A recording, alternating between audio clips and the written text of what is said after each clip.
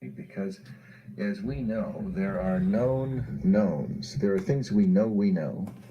We also know there are known unknowns. That is to say, we know there are some things we do not know. But there are also unknown unknowns. The ones we don't know, we don't know.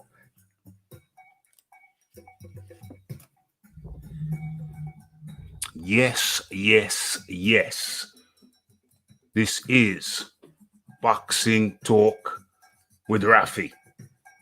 And not only Boxing Talk with Raphie, but it's Ask Rick Glaser, who's waiting with me right now. It's Boxing Talk with Raphie 129. Q&A 8. We're in the 8th week.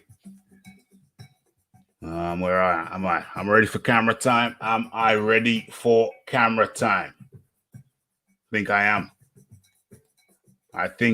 am. Let me drop this link in the chat. I already sent it through emails.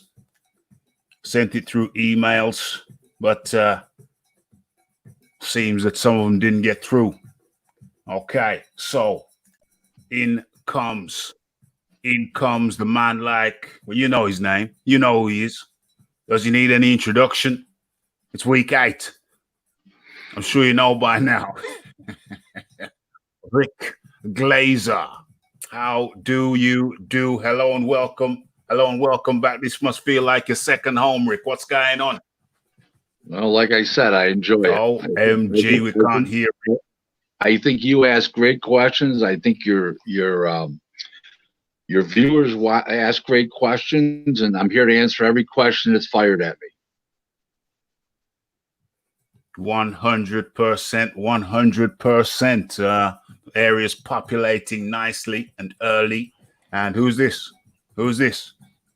Oh, Superman. Bless up yourself. How you doing? It is Troy Graham. Troy Graham coming in to assist, to lend with his assists. That's right. Troy Graham going in for the rebounds. What's your vertical leap like, Troy? What's your vertical leap like? What's your latest measurements? Vertical leap. I actually sucked at basketball. I was good at fouling at basketball. That's about all I was good at when it came to basketball. OMG. OMG. Carry on, Troy. Yeah, I mean, the better analogy is that you'd be Speed Racer, and I'd be, what's the brother's name? Racer X. I'd be the one that watches from the mountain and makes sure nothing goes wrong. Watching from the mountaintop, and we got a special treat for Rick and everybody. We got a special treat for Rick and everybody else. Rick, this is your debut talking to the one and only Red Gloved Militant. Red Gloved Militant, where are you? How's it going, Rick? I heard that you were worried about me when I didn't show up for a couple weeks. So I'm here to let you know I'm alive and well. Listen, Red Glove, man. You ask such great questions, and you're a good contributor on Twitter. So I said, where is this son of a bitch, to be honest with you? First of all, the name is fantastic. It's like it hits you right in the face, number one. Number two is you ask great questions, and normally, like people like yourself, what do you mean he missed a week? It goes to the saying that the guy shows up at the bar every night for his drink at 6 o'clock, and all of a sudden he doesn't show up. The bartender calls his house. The wife says, "Oh, he dropped dead last night at 11 o'clock." So, I mean, the fact that you weren't there, I mean, you were like, I was a little concerned. Yes, even though I don't know you. Where is he? Where is he? We're all concerned. Here you are. Yeah, it was just life. Life got in the way for a couple weeks, and I heard that you were asking about me, and I was like, oh, that's nice of him, and I've always respected you and everything. So, when I saw that Raph dropped the link, I'm like, let me let him know firsthand that I'm all right, I'm doing well, and that he is appreciated. his Now, concern is appreciated, and his work. I'm not going to ask you your real name, but where are you from? Where do you live? Well, I'm in Tampa, Florida. Okay, great. Love I love the area. I was actually a little sidebar. Ready? In 1985, like in February of '85, I saw a 13-year-old Jeff Gordon race a sprint car at the dirt track there called in Gibstonia, which is right outside of Tampa. It was called the track is called, I think, East Bay Speedway, if I remember. And Jeff Gordon, who became a NASCAR legend, was racing dirt track sprint cars, and he was only 13 years old. And I told my brother, who was with me that night, I said, that guy's going to be a star, big time racing. And he became the biggest. So there you go. A little side by the Tampa, Florida for me. You know what Gibstonia is? I think I have an idea, because there's a couple funny things that you said there. One, I was born in 1985 in November, so you was there like probably around my conception, like in and I'm 62 right now. I just turned 62 in April. So there you go. That's how old I am. So, happy belated birthday, and bless you for, I hope you're blessed with many more years. But one other thing I want to say is my father went to East Bay High School. So I think if East Bay High School is around Gastonia, because you said it was like East Bay area, I think I know around about what area you're talking about. Yep, it sounds about right. It was quite a night. It was a dirt track, and I left with dirt all over my face, and I was only a spectator. So it wasn't the safest place I ever went to, So listen, Red Glove Militant, you're on the show tonight, obviously. So here goes. Fire away with your questions. No, before we do that, because I had a question for him before he asked the question. Yeah, and I got something before you as well. So before we do any of that, I made a promise. Raphie's a guy I don't like to break promises. I don't like to break hearts. You know what I'm saying? If I do, it's accidental, I assure you. But I made a promise today that I would show one of my Twitter posts. And I think that I'm gonna show it. I'm gonna show it right now. I'm gonna do it right now at the beginning of the show. Where are we? That's Raphael Dawkins. That's Twitter. And I made a solemn promise that I would do that, and I shall do it. Okay, so where are we? Am I sharing? I hope I'm sharing. Okay, there you are. Let's get some volume.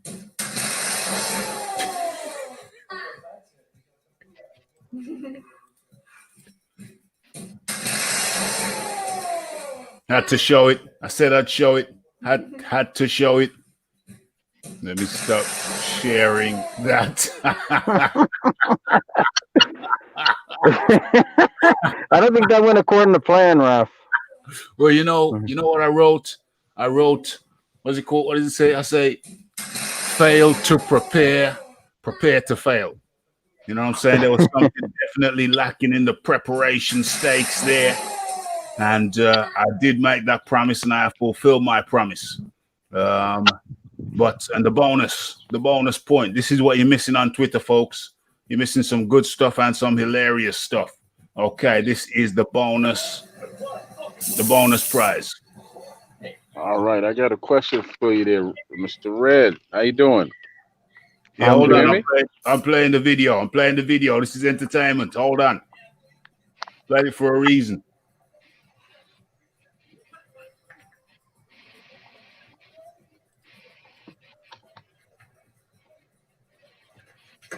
Oh, whoa. Now this is somebody minding their own business, trying to get past minding their own business, going about their day. And unfortunately, they run into somebody who don't want them to go about their day. And this is sometimes the outcome.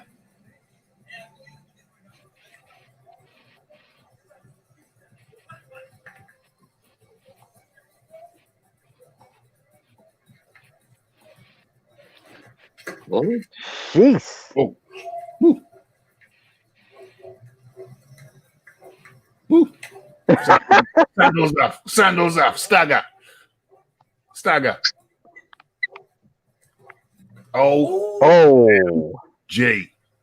OMG. And the moral of the story is don't go around the shoot, don't go around picking fights when you can't fight.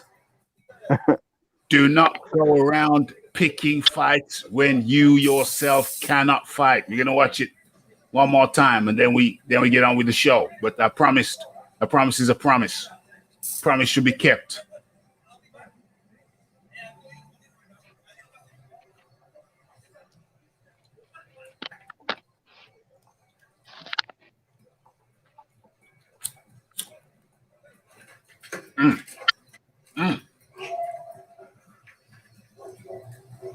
Boom.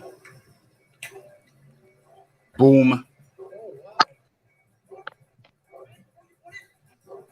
Boom. Is he related to Amir Khan? just kidding. I thought he looked more like Manny Pacquiao. I'm talking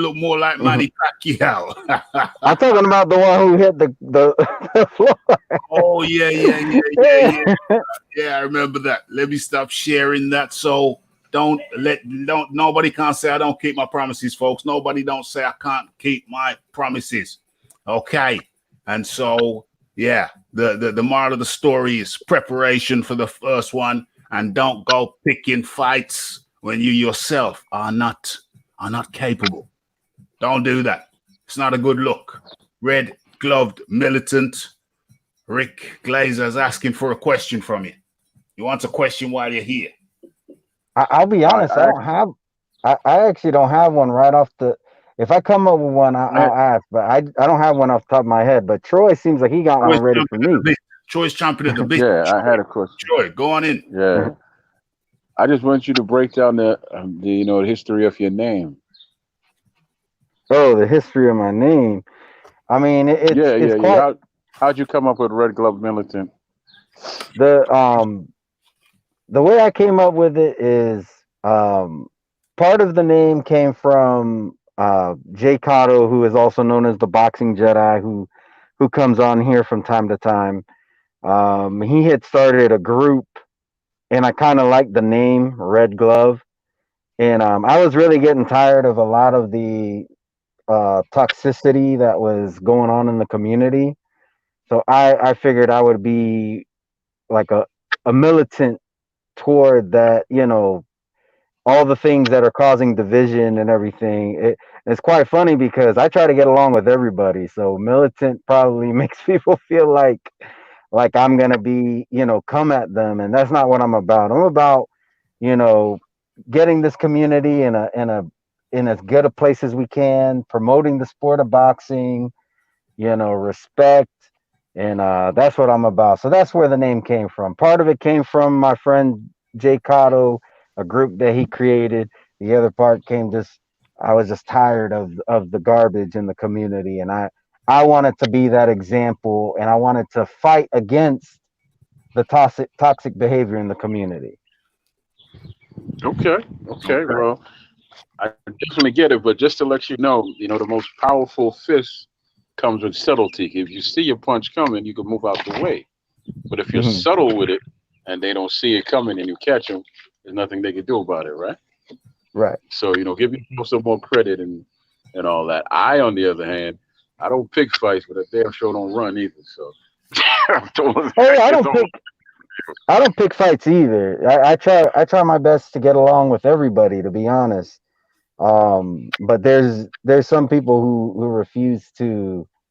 Some people want to create destruction, but Raph will tell you. But Raph will tell you, when I come on here, I don't try to pick fights with people.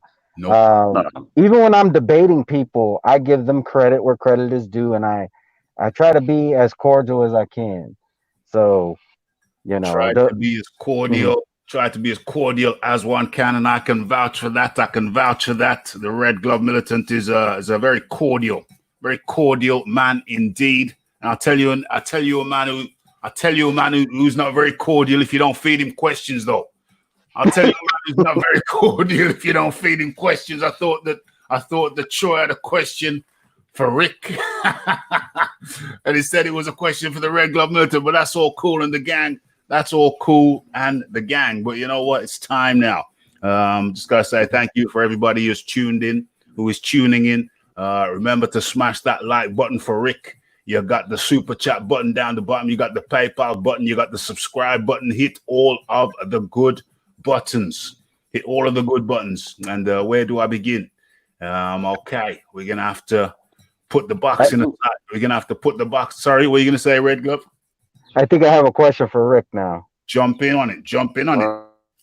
All right. So, as for this Loma and Lopez situation, do you foresee that fight legitimately happening at this point in time? Just with what we do know, you know, I know you can't give definite answers because there's still a lot of unknowns about just the situation of the world right now. But with everything that Bob Arum has said, with or without a crowd, he's doing that this fall, period.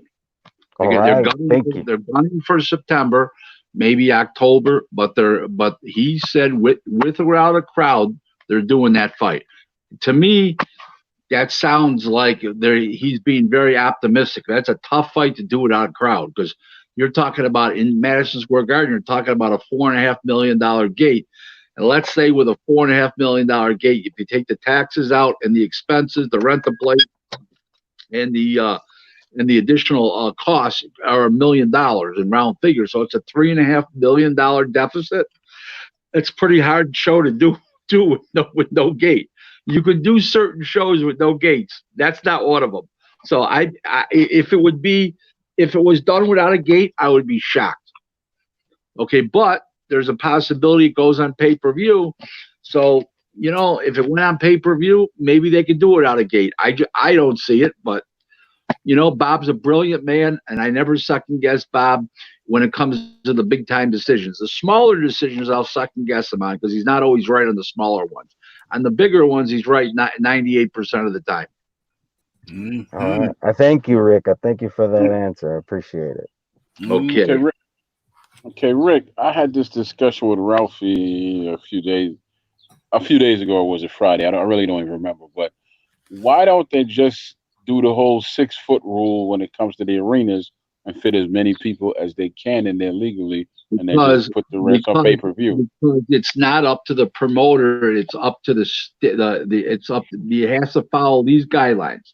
The state government has to say so. It's all right. The county executive in whatever county it's in has to say it's okay.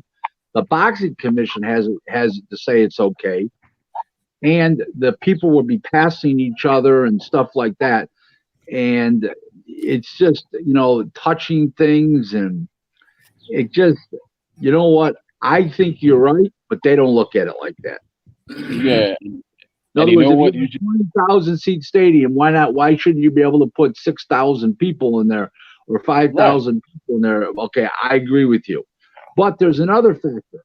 You have a 20,000 seat stadium and you put 5,000 people in there, you lose money on the attendance because still got to rent the building. You see what I'm saying? Yeah. I got you, but can't you make that up on pay-per-view?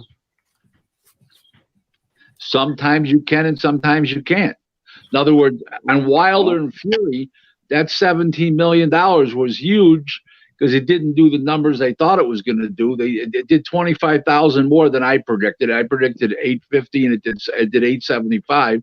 They thought it would do, you know, over, you know, 1,400,000, 1,500,000. It's just not possible because all the cheating.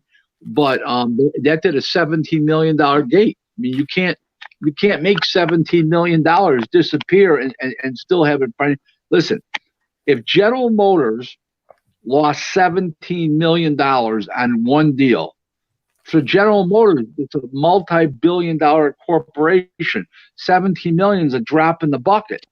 But when you're talking about a boxing promotion that's going to gross, you know, 50, 60, 70 million, you can't give up 30% of your revenue. Impossible. Okay, well, I'm gonna switch subjects on you and make you the subject now, all right? So during the week, I spend my time talking to different people in the business, trying to book them for the show, boxers, promoters, and everybody. And I always say, well, you know, Rick Glaser is on Wednesday night. What was that? What was that shining moment, man? You know, that actually made you? Because everybody knows who you are. Everybody I've spoken to knows who you are. What was that moment that made you stand out above all your contemporaries? Because not everybody knows the matchmaker, but everybody knows you. So, what was that moment in your career that Well, you always the difference between myself and other people. In other words, I was a matchmaker. I don't really do matchmaking anymore. I do more agent work and brokering work and consulting, because matchmaking requires you to do a whole show and go there, take a week out of your life. I can't afford to do that. That's too much downtime for me. Okay, and I'm averaging quite a few deals a month, and that would just take away. I just can't make enough money on those deals, so it's not worth it for me, and the travel and stuff like that. So what exactly, compared to why am I known and other people aren't known? I think because of the fact that, that I was close to Don King. I still am, but I was with him literally all the time for 13 years. I had great mentors. Mike Acree, who had Roberto Duran, Paul Spadafora, Macho Camacho. Then Ron Katz from Top Rank helped me out. He was the East Coast matchmaker for Top Rank. The West Coast matchmaker, Bruce Trampler, who's now in the Hall of Fame, he helped me out. Don Majeski, who is huge in boxing, he helped me out. And then Don King helped me out. So they're all iconic names in boxing, Hall of Famers. And I think because of the fact that I was brought along on their coattails, every one of them did something for me in boxing. In other words, all those people gave me a chance, and I delivered on those opportunities. And all those people spoke highly of me. And I think that there's always truth in volume. See, here's the great thing about me, Troy. I'm like Donald Trump. Okay, 50% love me and adore me, and 50% want to shoot me dead. But of the 50% that want to shoot me dead, you only have to ask them one question. Did he ever screw you? They're going to say, well, no. Okay, if they don't like me, they're jealous. They don't like my personality. They don't like that I'm outgoing. They don't like because I blasted them because they did, as I call, crimes against boxing. But the truth of the matter is I've never screwed anybody over in boxing. I'm very proud to say that. You got every dollar you ever bargained for at me. You received it. Okay, what you did with it's your business. I don't tell you how to spend your money. And I did my job. So, it's why people don't like me. That's up to them. I don't really care. I'm not running a popularity contest, but nobody, I'm very proud to say one thing. Nobody's ever called me stupid. That's a very good feeling. Excellent. Okay, so Excellent. okay, so it sounds like okay, so going back slightly, talking about the economics of boxing coming back. I think there's an issue. Leighton Evelyn here up in the building. Leighton Evelyn makes an interesting point and a good point I've been making for a while. You got to think a lot of people have been out to work, Rick. A lot of people have been sitting at home trying to keep the electric on. So the question is, when boxing comes back, it's coming back to an economic slump. Well, yes, and that's why I think ESPN is going to go with ESPN and the App Plus, because the App Plus is only $5 a month, and all their shows will be on the App Plus and regular ESPN. There won't be any pay-per-view for a while. No, I'm convinced of that. I think Aram realizes that if they do Tefimo and Lopez, it'll maybe be in November at the earliest. But the stock market rebounded big time today. It's over 6,000 points. The Dow Jones is over 6,000 points now. It was up 400. I don't know what it closed at. I didn't look, but it was up like 450 points today for a while. I don't know where it closed, but you know what? The economy's bad, but it's not as bad as everybody's making it. There are stimulus programs out there for individuals and for corporations to help with their employees. So it's a little bit of everything. We're going to make it back relatively quickly. It's going to take 6 months to a year. But I think guys like Bob Arum and the top honchos at ESPN are intelligent enough to figure out that the regular ESPN cable network and their ESPN app is the way to go for their fights right now. That's the way I'm looking at it, and let's hope it's true. Eddie Hearn and the Zone, and the Zone period, is going to have a much tougher time because they're $20 a month, unless you're paying by the year at $120. And I think that's going to be a much rougher sledding than because the Zone is not a household name in America, very far from it, as we discussed on the show before. Where ESPN is an iconic worldwide brand, not only in the United States, it's a cultural brand in the United States, but worldwide, everybody knows what ESPN is. So I think ESPN is better situated for these kind of rough times, and only charging $5 a month and giving us soccer and all this other sports that they give us. I think Arum and the ESPN Disney executives will toe the line on what goes on pay-per-view right now, knowing that we are in a bad economy. Yes. And we got a question in from Marla, and the question is, Rick, do you think Crawford Pac is going to happen? I don't see it. I don't see it. I don't see it. I just don't. I don't see why Pacquiao would want to get destroyed by Crawford. It just makes no sense to me at all. I mean, I love Bob, and I love Bob trying and all that kind of stuff, but I just don't see it. There's too many people blowing in Manny's ear, like Freddie Roach, his advisor Sean Gibbons. And everybody's going to say, hey, we can go fight Mikey Garcia. He's not as good. He's not as dangerous. He's smaller. We can beat him. We have no shot with Crawford. Now, they might say that, and Pacquiao might say, hey, I'm Manny Pacquiao. I'm an 8th division world champion. Don't count me out. I want that fight. His ego and pride may get to him. But in reality, I don't see that fight happen. If it does, hats off to the greatest promoter of all time, Bob Arum, because that'll just add to his legacy if he can put that fight together. Bob Arum. Obviously, he's the promoter of both.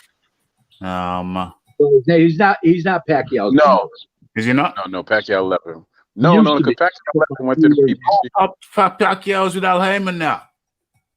No, he's not with Al Heyman. He's a free agent. He's a free agent. Is he not being advised? Is he not being advised by Al Heyman? Is he not got the BBC connection? No. Oh. He had a 2 or 3 fight deal, whatever it was. It's over. He may go back and fight for him, but he wants us to check the offers with other people right now. Oh, okay. So it was a 2 or 3 fight deal with Al Heyman, and now he's a free agent again. Okay, that's interesting. And also, also with the Crawford Pacquiao fight, Pacquiao has nothing to prove in his career at all, so he has no reason to fight Crawford. I mean, if Crawford was a huge big draw, right, which he's not, actually, nobody at 147 is actually bigger than Pacquiao. And maybe Rick could jump in and answer that, but I don't say, because it's just Troy, he doesn't have anything to prove to anybody. Yeah. Another question. What about PBC? They will go pay-per-view. Yeah, they used to be free boxing. Now they went the completely other way. You pay for everything that's good. It's ridiculous. It just his free boxing went up in flames at $550 million. Now he's going to take 20 years to recover. Crazy. What's going to take 20 years to recover? Well, you lose $550 million, and you make $10 million a year. It takes 26 years. I'm sorry. You make $20 million a year. It takes 26 years to get you 26 and a half years to get your money back. Damn. That means Al Heyman will be like 90. I don't know, 90 something. Get even. Damn. Okay. So, White Skeleton says if Manny beats Crawford or even loses, He goes down as one of the top 5 greatest boxers of all time. No. Listen, whether he beat Crawford or not, it wouldn't make him one of the greatest boxers of all time. There's just too many. There's too many guys. I mean, let's just go for the handful. Let's not even go with heavyweights. Let's just go for other weight class. Sugar Ray Robinson, Henry Armstrong, Ike Williams, Jose Nopolis, Sugar Ray Leonard. I mean, Roberto Duran. The list goes on, and on. And he would not be in nowhere near a top 5 all-time fighter. In my opinion, I wouldn't even. I'm an elector at the Hall of Fame, and I don't see that. Is he a Hall of Famer? He's first class Hall of Famer, but he's not in with those greats. We've had too many great fighters along the way that didn't have like 8 losses like he has. I mean, if they did, they fought 400 times. Yeah. You know? I mean, Robinson, Henry Armstrong, Ike Williams. I mean, the list goes on and on. I mean, it's unbelievable. Guys, most people never even heard of. Okay. I mean, if you ask me who's a better fighter, Joe Calzaghe or Manny Pacquiao, Manny Pacquiao's got some big wins, but Calzaghe, you can't argue with that record of 46-0, and beat a lot of good fighters. Defended the title for 11 years, 21 times. I mean, you know, just a couple of years ago, Manny was laying face first.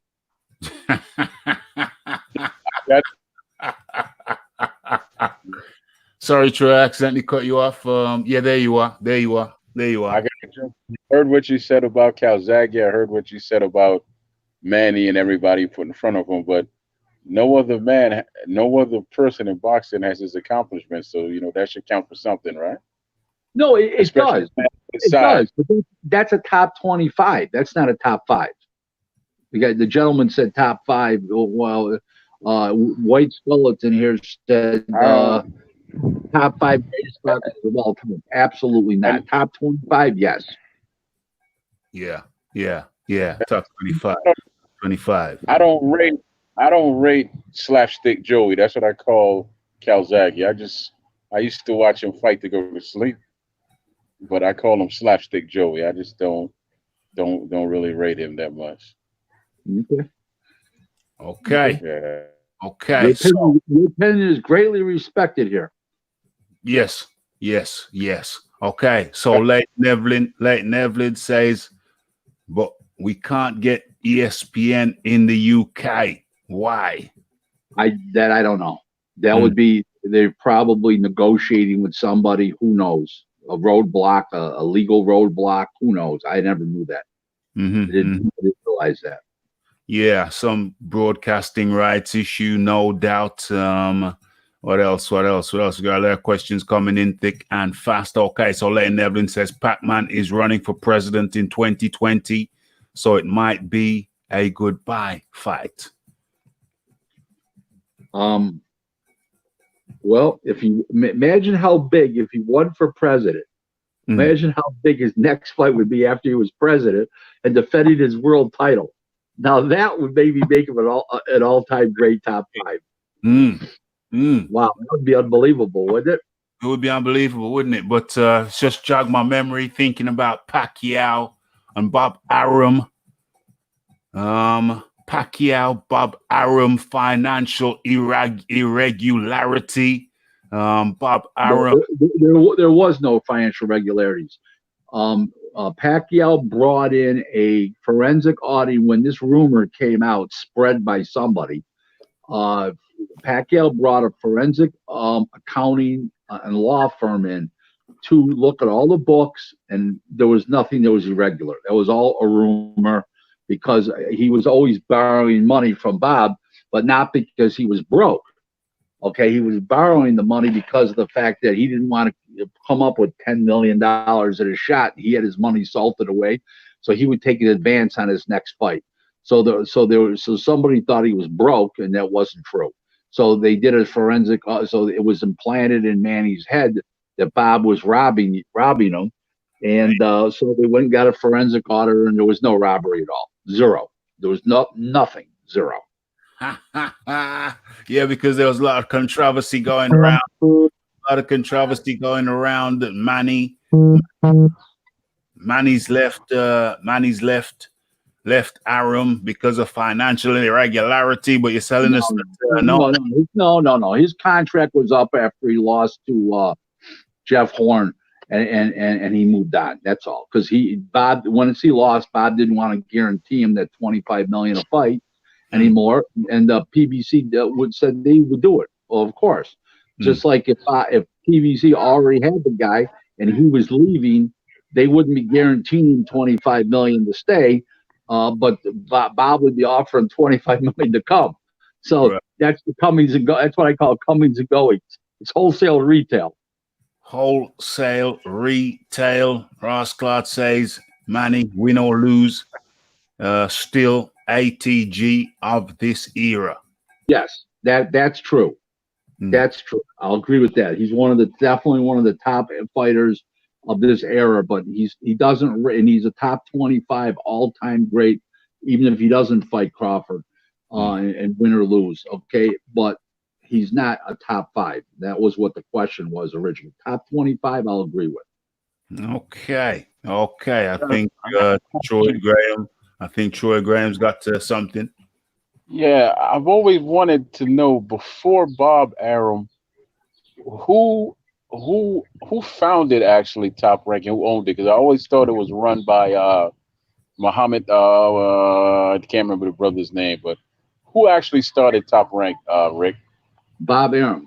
Okay. Akbar Muhammad worked for Bob as vice president. Say that one more time. Akbar Muhammad, okay, worked for Bob Arum as a vice president, but Bob started it. Bob's original company was called Bob Arum Enterprises, and then when they went and switched over in 1980 to ESPN, when he got the ESPN deal, they came up with the name Top Rank. And Top Rank was formed before that, but then they started to really use the name publicly. It was Bob Arum Enterprises, and that's what happened. But Akbar Muhammad asked about, was a vice president of the company. So just to let you know, do you know what Akbar's nickname was? No, sir. Aki. He was always eating those little snack bars, so these become Akbar Snack Bar. those little snack bars. I don't know. The protein bars. They weren't real popular back then, but he used to eat them all the time. So he used to call them Akbar Snack Bar. Akbar Snack Bar. There's a little story not often told. White skeleton in the building, and he says Floyd would come back and take Thurman, Mikey, Crawford, and Spence to school. I don't agree. He's 43 years old. He may beat Thurman. He would beat Mikey. He ain't beaten Crawford and Spence in a depreciated form since the car accident. Who knows? But before the car accident, the answer was no. Okay, because he was 40. Let me remind everybody, he's 43 years old. Okay, and he's been inactive. Can he beat Broner right now? Could he maybe beat Thurman? Yes. Could he beat Mikey? Yes. He ain't beating Crawford, and he's not beating the old Spence. Okay, no, the Spence now, who knows? Because he's obviously he's not going to be what he was. We just don't know how much less he's going to be than he was. Has Pacquiao got one fight left on his deal with Heyman? If he does, I'm unaware of it. He fought Broner. And he fought Thurman, and it was a 2 or 3 fight deal, but I'm told he's free. So maybe it was a 2-fight deal. I'm told he's free, but who knows? Supposedly he is free because Eddie was negotiating directly. Eddie Hearn was negotiating directly with Pacquiao, so he must be free. Okay, it appears that he's free. There's some confusion going on. What we got here? Manny runs out of town, goes down. What? Manny runs Bud out of town, goes down as a youth. huge legend in 3 decades. Nobody in the welterweight division or junior welterweight divisions running back then. Nobody's running him out of the ring. In all-time greats, I don't care if it's Ray Leonard, Durant. Nobody's running Crawford out of town or out of the ring or whatever. Crawford can compete in any era with the elite of the all-time greats. Yeah. Absolutely. Very sad events going on over there in the US at the moment. All right. Well, right. There was a question that was shot to me. Where I stand, okay, I stand with peaceful protesters, okay, not violent protesters, not looters. I stand with people that express their feelings by their presence and by the signs they're carrying, not by violence, and not by being radicals. I think the problem is after peaceful protest, there's always going to be an element. There's always going to be an element to look to take advantage of opportunities, and unfortunately, sometimes that overshadows the real cause. And the real cause is over there in the US of A. It seems that you got some psycho cops on the loose. To me, I'm over here in the UK, but from my perspective, you got psycho cops over there. I'm going to explain this to you about cops. Okay, this is a sad thing, but this is true. 99% of the cops are quality human beings. It's the 1% that rises to the top, because that's the one that becomes public notice. The cops that do good every day and do their job and are professional, nobody ever hears about them. It's the bad ones that we hear about. That's the problem, and that's that 1%. And it doesn't matter what it is. Okay, fighters, some of them are great guys. You always got 1% that's horrible. It doesn't matter who it is. Okay, it could be disc jockeys, it could be rock stars. 1% is bad. It doesn't matter, but it gets escalated. Of course, that 1% comes out worse, especially when a man dies. Let me say one thing to you. I'm not saying an innocent man died, but a man died, whether he's innocent or not, wasn't supposed to die. That's the fear. Yeah, and we don't know him not to be innocent. Right. Correct. So until he's proven guilty, he's an innocent man. Right. Innocent until proven guilty. So the reason I mentioned it, a lot of people said, well, he was caught in the commission of a crime. I says, okay. I says, there's no guilty, there's no innocent, there's no nothing. We'll never find out. Okay, so no, you ain't. Yeah, can't find out. But let me as far as I'm concerned, I'll bring you in a second, Troy. As far as I'm concerned, if you ain't proved guilty, you're innocent. Over here in the UK, we have a thing called innocent until proven guilty. So until such time that he's proven guilty, he's innocent. Yep. I mean, my solution, I'm a bit of a freedom, civil rights kind of guy, freedom and equality for all under the sun. I'm that type of guy, always have been. And I think that my solution, because I'm not a problem guy, I'm a solution guy. Don't focus on the problem, focus on the solution. And my solution is, I believe that you're gonna need some new legislation over there in the US of A, which is detrimental. New legislation which is designed to be detrimental to dirty cops. It should force the law courts to treat them to a higher standard. The law courts should be in legislation to hold cops to a higher standard than they do the citizenry of which they serve. What they have to do, Raph, okay, this is what they need to do.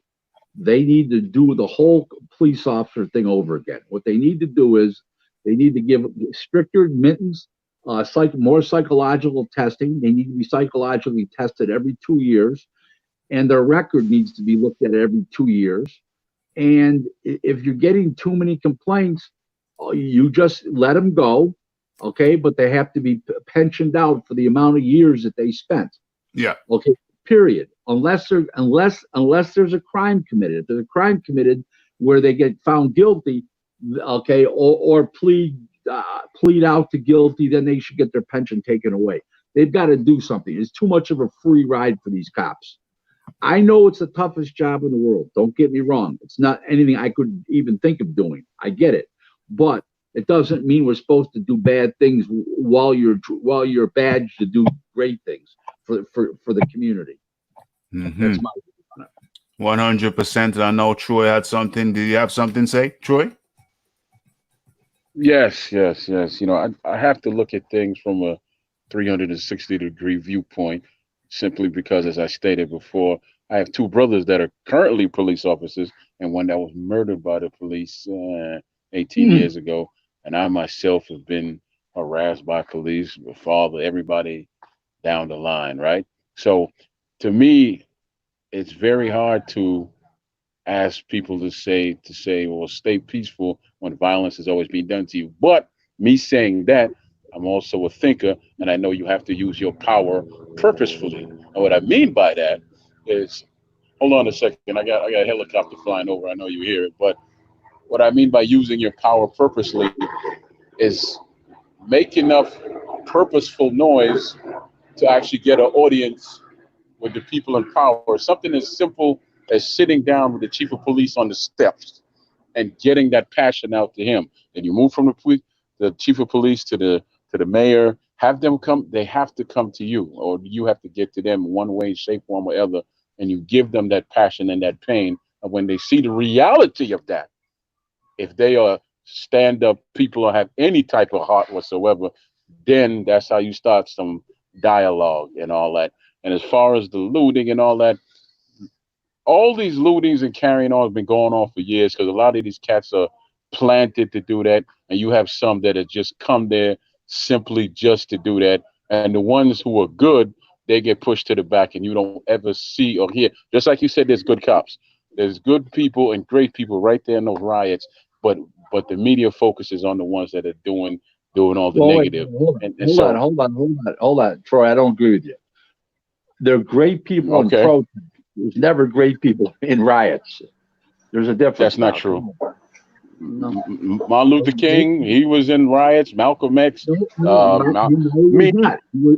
was in protests. He was not in riots. He was in protests. There's a difference now. Okay. The two. What separates the two? I get what you're saying, but you know what separates the two? You know what separates the two? Just like I said, what you see and what you hear is what separates the two. Because in all honesty, there are people, like I said, are put up front who are rioting. Those people that are good and actually formed the actually got it together to go march and go carry on to do something good, they're not rioting. They're not rioting, Rick, but the ones who are planted there and the ones who had it in their souls, minds, and hearts that they're going to loot and steal, those are the ones that are causing the issue, not the ones who had a purpose in the first place.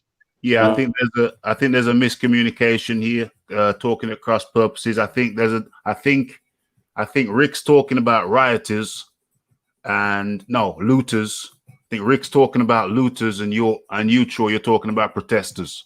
So I got what he's saying, but but that's two different sets of people, man. The people who are down there with a purpose are not the people that are actually the ones who are doing the rioting. The people, the folks who are down there with a purpose. Yeah. I'm still here. What I'm trying to say, Rick, is that the ones who are down there with a purpose, those aren't the ones that are rioting, man. Those are the ones that are protesting. The ones who are rioting have really nothing to do with the ones who are protesting. But you see the rioters, you see the protesters, you know? Right. Well, right. It goes to the adage on the news. You never see anything good. It's always things that are bad. So yeah, I get what you're saying. Let's get back to boxing. Let's get back to questions to me, guys. Come on. Let's get back to boxing. I think what's going on? Okay, so I think who is it? White Skeleton and Jim Bowen. You seem to be how can I say this? There seems to be some problem going on. So what I suggest is, looks like you've both been timed out. So when you come back in, just be on your P's and Q's, please. Be on your P's and Q's. Okay, because we don't like to ban people over here. So just be on your P's and Q's. If there's been any misunderstanding, then just ensure that everything is nice and polite. Okay. So we're gonna get back into the boxing thing. We gotta jump in and get to boxing. So Rick, when I asked you before about the whole stadium, Sure, I was talking, my friend. I was talking. Okay. Go ahead. I was talking. Yeah. Okay. So, what we got here? By Leighton Evelyn. Rick, who do you think is the best UK fighter of all time? That's a big question. Okay. I think the best UK, I always separate heavyweights and non-heavyweights for obvious reasons. They're in a league by themselves. The best heavyweight of all time from the UK would be obviously Lennox Lewis. Whether he fought for Canada in the Olympics, we're going to call him British for all sake, and because I believe he was. And I believe the best non-heavyweight and the best fighter overall would be Joe Calzaghe from the UK, period. Yeah, I think there's a lot of honorable mentions in there, but I was high on Carl Froch, but there was no way that he was beating Joe Calzaghe. Not that they were ever going to fight, because by the time Carl Froch came along, what's his name was already retired for like 30 months. Calzaghe, but Froch would not have beaten Calzaghe, but it would have been a hell of a fight, and it would have drawn 90,000, 95,000 people for sure, maybe 100,000. Yes, indeed. Okay, so White Skeleton comes and says Duran lost 16 times. How can he be great? Well, there's a reason for that. First of all, he fought till he was 50, number one. Number two is he was the greatest lightweight of all time. And he jumped the weight class, went out and beat Palomino, who was the former champ, who wasn't shot. And then he went on and to beat Sugar Ray Leonard, when Sugar Ray Leonard was the great thing. Then after the second Sugar Ray Leonard fight, when he quit, he came back and smashed Davey Moore. Then after Hearns beat him, he comes back and beats Iran Barkley. He loses to Hagler in a spirited fight. 6 months later, would have been a 12-rounder. He would have beat the great marvelous Marvin Hagler. Then he goes at 38 years old. He goes and wins the world middleweight title. It's tough to argue. He's definitely the greatest Latino fighter of all time. Not even a question. Every historian feels the same way. I'm not alone. And you got to take a lot of losses away from Duran because they happened so late in his career. The guy fought till he was 50. Yeah, it does count for something. It does count for something. Troy Graham. Hello? Ross Clark said, irate. What does he say? Irate Armstrong above Manny. He 100%. 100%. Yeah. Not even Ray Robinson and Henry Armstrong right off the bat. Willie Papp. I mean, there's so. See, here's the thing about Manny. Why I have a problem with Manny.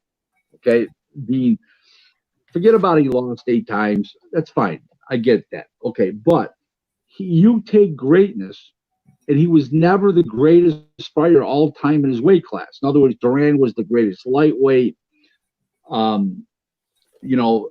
Hector Camacho Jr. and Floyd were better junior lightweights than Manny Pacquiao was. It's just he was never the greatest fighter. He would never have beaten Salvatore Sanchez at 26. At 22, you know what? The list is so deep at 22 because it's so international. Some of those Japanese guys were beasts. Okay, so Okay, he was at 140. There's a dozen guys that were great, and at 147, there's a dozen guys that are great. So is he top 25? Yes, but he was never the greatest fighter in his weight class of all time. In other words, Duran, as everybody says historically, Duran is the greatest lightweight ever. Period. Everybody said Sugar Ray Robinson was the greatest welterweight and one of the top 2 or 3 greatest middleweights of all time. Everybody says the same thing. It's always truth in quantity. And, you know, he was never the greatest in one weight class, in any one weight class of all time. Roscott says it's easier for smaller weight classes to jump around weight. Can't go by that logic. Because then Manny would be above Ali. Heavyweights can't jump around in weight classes. Well, it's easy to go from 112 to 108 to 112. There's only a 4-pound difference. 12 to 15 is only a 3-pound difference. 15 to 18 there's 3. 18 to 24 there's 4. 22 to 26 there's 4. 26 to 30 there's 4. Then it's 5. And then you go up to another 5. Then it's 4. Then it's 7 pounds up to welterweight. Then 7 pounds up to junior middleweight. Then 6 pounds up to middleweight. So I get that. Okay, but remember this. Okay, I'm not going to tell anybody stuff that hasn't been rumored for years. No, he's never failed a drug test that anybody knows of. But there's been an awful lot of rumors about Manny Pacquiao. I'll just leave it like that. OMG. Rick, can you make any comment on the folklore that I can't read that comment? What is it saying? Can you make any comment on the folklore that at one point Arum and King had hits out on each other? No, it's complete bullshit. Believe me. Bob Arab is not that kind of guy. I'm not saying Don King isn't, but they don't have to put hits out on each other. Trust me. Why? For what? I told Don King something one day, and Don just looked at me. It was at the beginning of dinner. It was just him and I. At the end of dinner, he looked at me. He says, "You know, I've been thinking about this thing for 2.5 hours. You may be right about that." Here's what I said to him. I says, "You should thank Bob Arum for being the same era that you were in, because he drove you to heights that you would have never reached without Bob Arum pushing you from your backside." Yeah, and it's true. Yeah. And okay, because remember, Arum came before King. Okay, you remember that. Okay, so Arum didn't need King. Okay, for a push. Okay, Arum was already big. Remember, Arum started in '66. Don came along 6 years later. Got out of the pen and came out 6 years later. Yeah. Okay, so Don King needed that push. He needed that drive, and Arum was the guy. Remember something. There's no rumors. There's never been a rumor that Bob Arum was associated with or pushed along by organized crime, shadowy figures, and all this BS. So there was no hit. He didn't put a hit on anybody. Believe me. I mean, that's for a different era of boxing. That's a lot of bullshit. Although, what's his name? What's that guy? The short guy, Sammy the Bull. Although I got a video of Sammy the Bull saying that what's his name? The Teflon Don. The Teflon Don wanted John Gotti wanted to do business with some shady business with Don King. Sent a guy over there to talk to Don. But it never happened. No. Never happened. No. Let me tell you one thing. Don was tight with a lot of hometown mafia figures because he had a nightclub. Yeah. And everybody came along and when Don got involved in boxing and wanted to help push Don King to the top, okay, that were shadowy figures because they could grab a piece of the action. I'm not saying that he wasn't helped in the beginning. That I don't know. Yeah. Okay. He didn't say, I didn't ask, and there's no proof. But I will say, if he didn't, okay, great. Is he more likely to have been? Don was a racketeer before he got involved in boxing. Why wouldn't he have? Okay, number one. But all those guys that helped him in the beginning, if they did, they're all long dead now. Yeah. Remember, Don King outlived all his contemporaries. Remember, Don King entered boxing in his early 40s. The man's now going to be 89 on August 20th. Damn. All those guys are dead now. Yes. Yes. Were you know, the mafia bosses from Cleveland, which were Yeah. Jack Licaboli, John Peanuts Tronalone, they're all dead. They all died in the 70s, 80s, and 90s. They're The all last gone. one died at 90. The last one died at 91. John Peanuts Tronalone. So that's 29 years ago. 20 Think about that. years ago. Troy Graham. I think Troy Graham had a question. Well, you know, Rick, I've always, Rick, can you hear me? Yeah. Okay. Yeah, I always thought that King Vision, I always thought the PBC was nothing but King Vision. How far off am I? PBC King Vision. What do you mean by that? Pretty much how they operate. Because Don was trying to get a network. Was he trying to own the network, or why don't you break down what he was trying to do with King Vision? King Vision was the pay-per-view arm for tax liability, for tax purposes and liability purposes. That's all it was. King Vision was just a pay-per-view arm. It was Don King Productions in association with King Vision. That's all that was. Okay, and I think Don was the first one to actually put fights online, right? Is that true too? Don King was the first one to put fights on. Yeah, because remember Corey Spinks fought someone that you could buy it online for $5, $10 back in the day. You don't remember that? Who Corey Spinks fought? Yeah, he was with Don King, and it was by King Vision, and he had his own thing online. He had his own thing online, and you could buy fights. I was at that. I was actually at that show. That was that was Corey Spinks and Vaughn Alexander in a double head. Right. No, it was somebody else. Yeah, it was I can't remember, but it was somebody else. But I'd have to look at the date. But I was actually at that show in St. Louis. Yeah, there was. It was. Right. It was. You could buy it. It was very inexpensive, and he tried an experiment for a little while, and it didn't really work out financially. Right, and that pretty much gave birth to what we're seeing today. Yes or no? With everybody online and everything. They're doing it on apps. He did it on a website. They're doing it on apps now. Okay.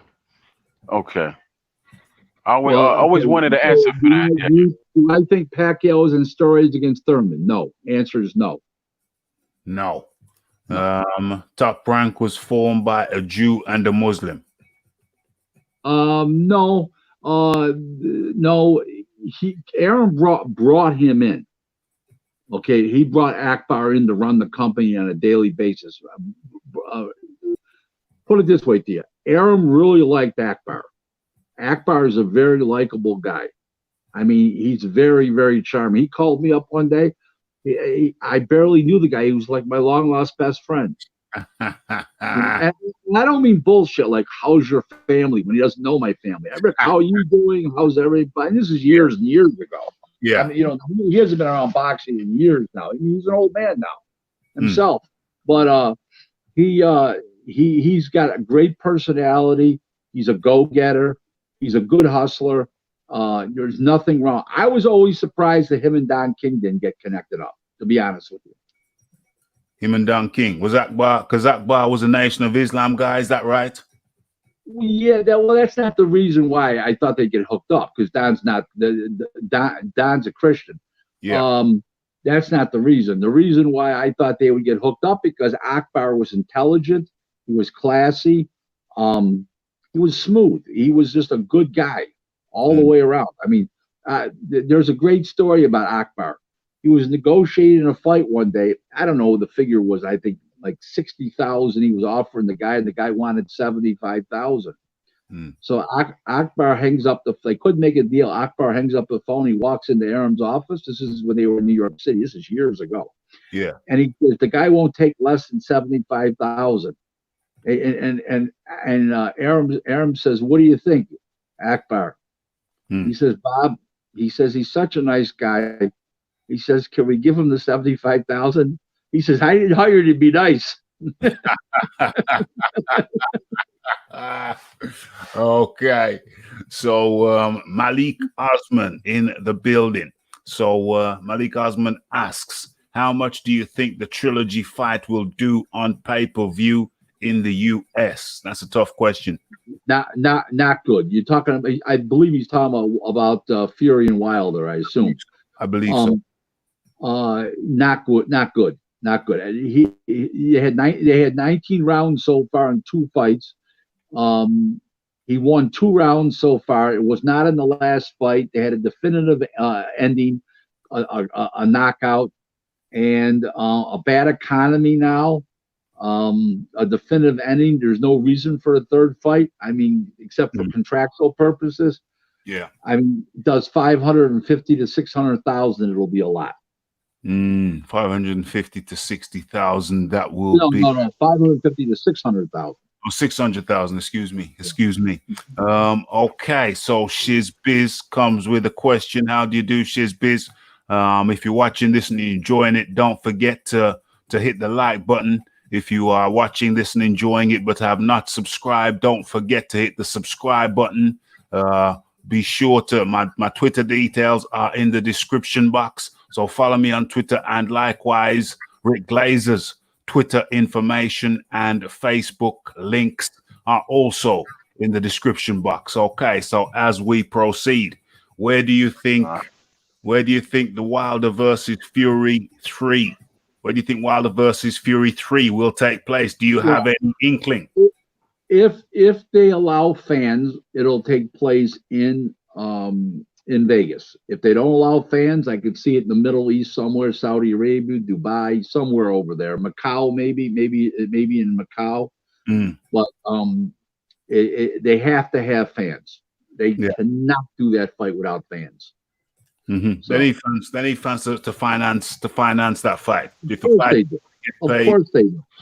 The way they got paid last time, they're going to need some long mo night. Do you think the sport is not evolving and innovative like the UFC because the faces of boxing are run by old men, i.e. Heyman, Arum, King, Warren? No. Well, first of all, Don's basically retired. He's got a couple fighters now, so let's not throw Don anymore in that mix. Okay, but this is why UFC is popular. First of all, there's a fallacy. UFC is not more popular than boxing. Worldwide, boxing does much better numbers, more bigger grosses, everything. Okay, here's the difference. UFC is college-educated people of more ethnic backgrounds than boxing. That's big for UFC. College-educated, and also the fact that there are more ethnic backgrounds involved in UFC than there are. The people from Brazil, and they rise to the top. These guys don't rise to the top in boxing. Not as many people do. And those are the 2 big things. Third thing is the young generation likes instant gratification. They can't sit that through 10 and 12 rounds. They want things to be over in 6 minutes, 8 minutes, like the UFC, and then they put on another fight right away. Boxing's not run like that. Those are the 3 reasons why UFC is popular compared to where they've come up in stature. But their events don't do anywhere near what boxing events do. Nowhere near. The biggest boxing events are bigger than the biggest UFC events. Yeah, by far the biggest ones. How do you think Dana White would fare? Not good. He doesn't want to pay anybody. John Jones gets paid peanuts. These guys, except for Conor McGregor, these guys are getting $500,000 a fight, $400,000 a fight, $375. Boxers are making millions. I just wrote about it on Facebook. On Twitter yesterday. I said that they're just Dana says how big UFC is, and why doesn't anybody make any money? Why don't the fighters make any money? Yeah, because you get all the money, but I just think that they're more what's the word? Oversaturated in boxing, but I don't think that they're bigger than boxing at all. don't forget when you're basically the king of rock and roll, and UFC is a whole sport. It's really called MMA, but it's really a whole sport because they've got all the stars. Boxing, all the stars are fragmented off. Oscar's got some, Eddie Hearn's got some, Aram's got some, Heyman's got some. Then there's a whole bunch of other promoters that have them. Mr. Honda over in Japan's got a whole bunch of world champions, including Murata. He draws 35, 40,000 people fighting nobody over there. Yeah. Okay. So you got Frank Warren in England besides Eddie Hearn, who's huge himself. So you've got 9 huge promoters in boxing. You only have one in MMA. Yeah. It's easy. Yeah. Right. Because he controls everything, doesn't he? Dana Well, White. the company, no. He owns a small percentage of the company. He's the face of the company. Endeavor owns Zuffa, owns 51% of Zuffa. Endeavor is Ari Emanuel and his partner. And they own 51% of Zuffa. There's a lot of investors, and Dana has a small piece of it. He's the front man. Yeah. He's the Bono of U2.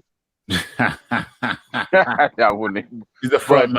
Because originally, the UFC, Dana went to school with some rich guys, the Fertitas. They're some Vegas casino owner guys, big time, very, very rich people. And he was friends with them. Dana was the poor guy, but he was friends with them. And Dana used to do some box fit.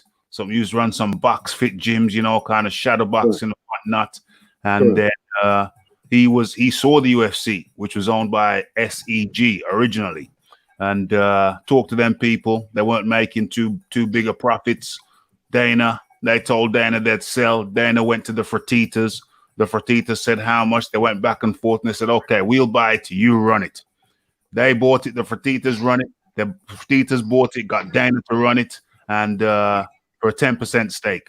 Something like 10% stake. And Dana did a very good job. So Dana always went in there with the notion of keeping as much money for the company as possible, because that's his 10%. So he's run that company on that business model ever since. The Fertitas sold it to Endeavor, run by Ari Emanuel. And this is where we are now. Dana is a very rich man. I think he got something like 300, reputedly 300 million for the sell-off. That was his stake, 300 million. Carry on. Now I got it. Carry on. Yeah, I had a question. Whatever happened to him, getting into boxing? Wasn't he talking big noise about him getting into boxing? He's been into boxing for 3 years. And all he did is print T-shirts and hoodies that said Zuffa Boxing, and nothing ever came. He tried to negotiate. He realized he had to pay millions and millions of dollars per fight for these fighters. Like Mikey tried to sign Mikey Garcia, and Mikey Garcia wanted $7 million a fight, and he said no. Well, there you go. So he would not. He's not going to make it in boxing. Period. Who's the next American PPV superstar? PPV star or superstar? Teofimo Lopez looks like at least a pay-per-view star. Shakur Stevenson looks like a pay-per-view star. They say Gervonta Davis, but I wouldn't want to bet on him. Devin Haney can become a star because he's got guys to fight. If his father will let him fight those guys. Ryan Garcia, 1,000% will be a pay-per-view star, and Virgil Ortiz has got a great shot of being a pay-per-view star. I just want to address a couple of comments. The criminal element will always take advantage. Yes. And from Marla, a guard was shot and killed at a federal building, and the next cop was killed trying to protect a pawn shop, and both of the victims were black. The irony. I don't actually see any irony because no one is suggesting that all the bad cops are white cops. No one is suggesting that all the bad guys are the white guys and all the good guys are the black guys. No one is suggesting that. If anyone is under such a misapprehension, I feel sorry for them. Rick. Raphie, did you ever hear the great joke? There's a great joke out. It's a very rough neighborhood. He says, how come? He says, there's too many Jews that live there. Okay, the accountant and the local lawyer might beat you up.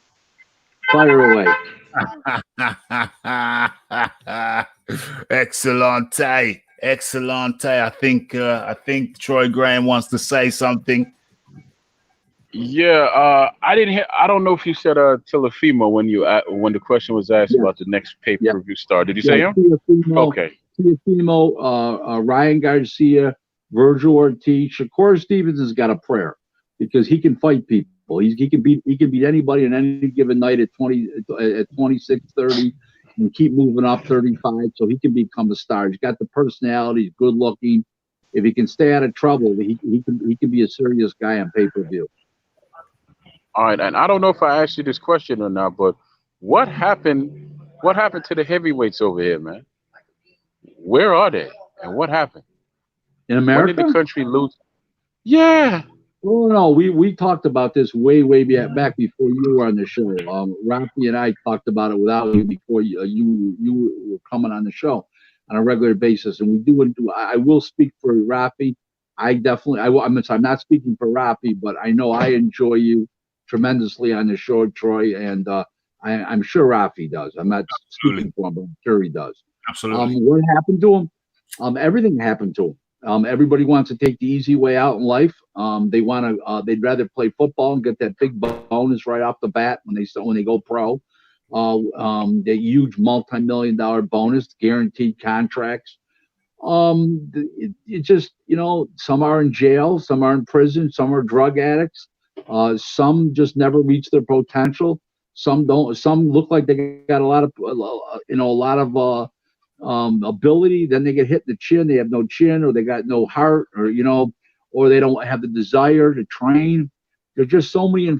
There's so many infallibles and so many deficiencies in a heavyweight that there's just so many things. It's not a good look. Mm-hmm. Mm-hmm. Yeah, but that's nothing new. That's always been going on, Rick. As far as I know, that's everything you mentioned. That's always been going on. So but it's always 1, 2, or 3 that rise to the top, man. And whatever happened to those 1, 2, or 3? Troy, it's gotten worse in recent years. I'm going to give you an example. Okay, only 7.1% of Major League Baseball players in the last 2 years were African American. The blacks that you see on the field are Haitian immigrants, okay, or Venezuelans or from another country, or Cubans that are black. Okay, African Americans only counted for 7.1% in Major League Baseball, down from just a few years ago of like 22%. And that's just a few years ago, like maybe 5 or 6 years ago. Why is that? It's also in baseball. Why is that, Rick? They're why don't black Americans? They're not as good. They're going in the football and basketball. Okay, and there's more arrests. They get incarcerated for longer periods of time. It used to be a guy did a drug deal when he was 17 and he was out in a year. Now they give you 10 years like nothing, and it's wrong. Oh, don't get me started on the industry. No, I'm saying it's wrong. They shouldn't do that. What I'm saying is that they shouldn't do that. And it affects people that are black, white, and Hispanic. All 3 major boxing races. That's disgusting. That's locking up kids, keeping them incarcerated for years. True. That needs to change as well. Nonviolent crimes. I have a nephew that's a New York State prison guard and what they call 5 points, which is maximum security. Okay. And my nephew is a great kid. Okay. He's 28 years old. And he said to me, he says, Rick, there's so many people here that you hear what they did. You look it up on the internet and they should have got 2 years and they get 7, 8, 10 years like nothing. Wow. It's crazy. That's horrible. It's crazy. Wow. You rob a singular 7-Eleven and somebody gives you 8 years without a gun. without a gun. Wow. Come on now. Wow. That's how do you get real? How is 7 years for doing something like that rehabilitation? That's It's not. It's not. It's you not. just And people. you know what? You know what the other bad part about this is, guys? They don't educate the kids, these young men, when they're behind bars. Now, if this guy's a 50 or 60-year-old guy, that's a different issue. But when these young kids go, they should educate him, get him a trade, machine shop, welding, do something with him. You're gonna lock. Put him away. You're gonna lock up a kid for 7 years for a non-violent crime. Well, wait. Time out. Yeah. Robbing a 7-Eleven is considered a violent crime, but a Right. gun was never displayed. Is my point. Yeah. 7-Eleven. You shouldn't do it. You shouldn't be robbing anything, anywhere, anytime. But you know, these crazy sentences, and then not educating the kids when they got them behind bars. That, to me, that's kind of barbaric. That doesn't belong in the 20th century. But anyway, Paul Williams. Okay. Paul Williams versus crime. You know what? Anything can happen in that fight. The Spence of a couple fights ago, I would say has good a chance of beating Paul Williams as anybody does. But Paul Williams was a great welterweight. Let's not go with he got knocked out by a middleweight. Let's not go there. I like Paul Williams slightly in that fight, slightly. Mm-hmm. A little faster than Spence and a better athlete than Spence. Mm-hmm. Yeah, I couldn't stand his corner, Rick and Ralphie. I don't know who that trainer was or whoever it was, but Paul had all this talent, all this reach, and they would tell that man to stand his ground and fight instead of boxing and moving and using his reach. What fool would do that to a guy? The trainer manager was George Peterson he is from Augusta, Georgia. He's a very good friend of mine, and he's a great guy. George is a retired police officer, took an early retirement, became a bail bondsman. He worked in Washington D.C. for the Metropolitan Police Department up there, and he retired. Great guy. I even know his wife Carrie. I mean, good friends with the guy. He's an older man. He's in his late 70s, probably. George probably 77, 78. But George has his own way of training fighters. He's old school. And years ago, they used to tell guys, stand in. Now they tell him to move around. So that translated to what Paul became. Mm-hmm. No question about it. And, that's why he got caught with that blind punch in that fight and got dropped like that. Because honestly, all he had to do was box, and he had that fight won. He didn't have to stand there with him. He did not have to stand there with him. You're definitely right. Let's see, Rick. If Joshua beats Fury, will Merrick give him the credit as being undisputed, or will he still have to have his haters? Well, Joshua is not beating Fury, so we don't have to really worry about that. But let's just say, to answer your question properly, of course, he's going to have his haters. But yes, he would be undisputed, basically. And he would be undisputed, not basically, he'll always have his haters. Fury's got his haters.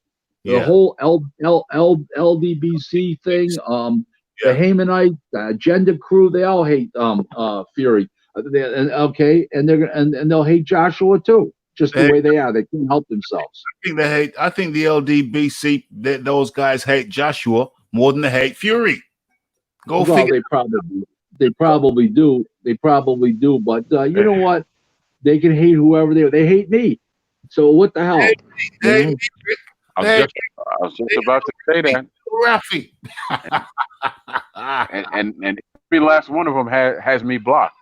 Every last one of them. Yeah, I don't care. But Rick, who do you think would place in boxing? Rick, who do you think would have won out of Riddick Bowe and Lennox Lewis if they had fought as professionals? Lennox Lewis. Riddick Bowe ate too many punches. That's why he's punchy today. He ate too many punches. He didn't have a good defense. He was lazy. He blew up between fights and too much weight, and he didn't get out of the way well. He did not have a good defense, and Lennox Lewis would have beat him. Not even a question in my mind. No question. And the aura of him knocking him out in the amateurs. Remember, he didn't beat him in the amateurs; he knocked him out. That would have that left a mental scar on Bo. All right. Well, I'll say this since we're talking about if and ands, right? If the same Bo that showed up to fight Holyfield showed up to fight Lewis, Lewis gets washed. He gets beat. But since we're talking if and ands, Never. yeah, Never. he gets washed. Nobody beats that man that night. Nobody beats Bo that night. Nobody. Never. Lennox Lewis had more. Lennox Lewis had more dog in him, more heart, more dedication, discipline. All of those things, all of those qualities, which Riddick Bowe, unfortunately, Riddick Bowe, when he got in the ring, had a big heart. okay. But in between fights, he was a hot mess. Lennox was not a hot mess in between fights. You know what? He did in between fights. You know why I say Riddick Bowe lacked in the heart department? No disrespect. I don't mean he didn't have any hearts. I mean, he's got more heart than 99.9% of people. But the reason I say he lacked heart is look at his performances against Galata. Look at his performances against Galata. He was like a washing rag hung over on the line. He just didn't have that heart for that rough stuff at that time. Well, it was two fights. One he came in too heavy for. The other one he came in too light for. He overtrained for one, and he was too heavy for the other. And in all reality, Yo, man. If my mother had balls, she'd be my father. I get it, Rick. But we're talking if and ands here. We're not talking something that could possibly happen anymore. We're talking if and ands. That's the biggest difference. Good. All Bo had to do again was use his jab and movement, but he just did not do it. He just let the man walk him down and beat him. Where with Lennox said, "I'm not giving you a chance. I'm gonna take it to you and I'm gonna knock you out," and that's exactly what he did. So I definitely give Lennox credit for that. But you saw what happened, in the Rockmont fight when he wasn't prepared, right? That was all Lennox's fault. That was all Lennox's fault. That's not even a discussion for me because we know that he was on a film. We know he was filming. We know how that goes. You're filming when you should be training. We know how that goes. Never made that mistake again. I don't want any excuses for either one. No excuses for either man. No, Even though we're still doing finance. What? The man was on a film set. The man was on a film set. Riddick Bowe didn't have no filming duties. He was just stuffing his face in the. Listen, the man was a victim of his own lack of discipline, in my opinion. Anyway. Listen, all I know is Galata gave Bo.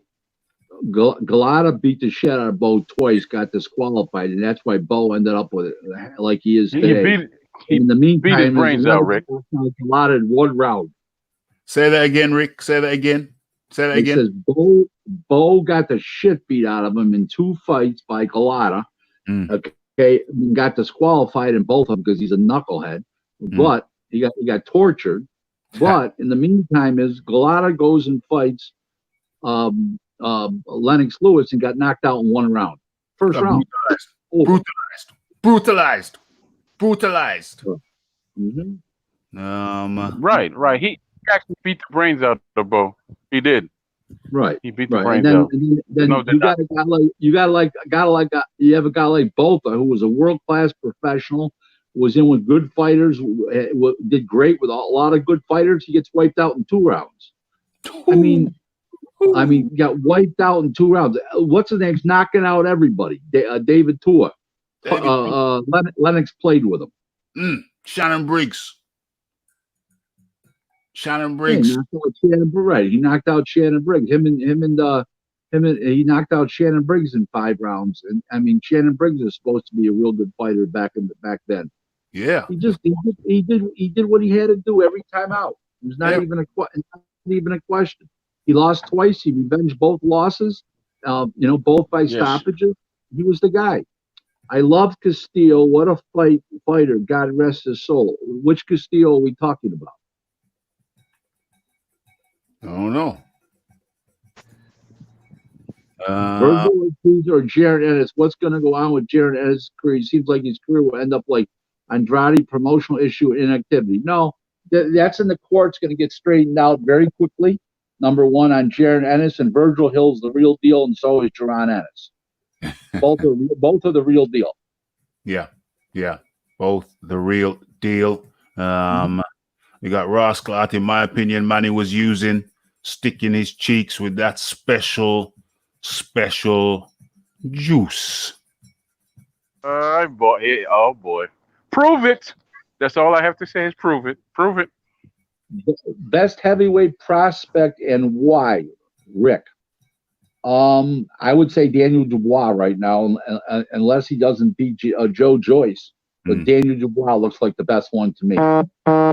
Yes, indeed. Yes, indeed. What does Leighton Evelyn say? Leighton Evelyn coming with the questions. Don't forget about the like button. Don't forget about the subscribe button. Don't forget the super chat button. They're all boxers take dives in this era. I'm going to answer that yes, actually. It's not premeditated. It's not about betting. It's not a conspiracy with his corner or his manager. A lot of guys just go in to get paid, and they know they're not going to win, and they don't want to get tortured for 7, 8, 10 rounds. Yeah. And they call it a day early. You know, they look for a soft spot on the canvas, or they quit between rounds or something like that. But it's not a conspiracy. It's not premeditated. It's not a fix.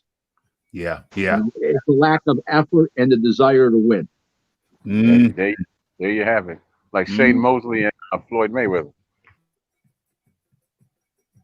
What do you mean by that? I'm not sure. Shane took a dive in that fight.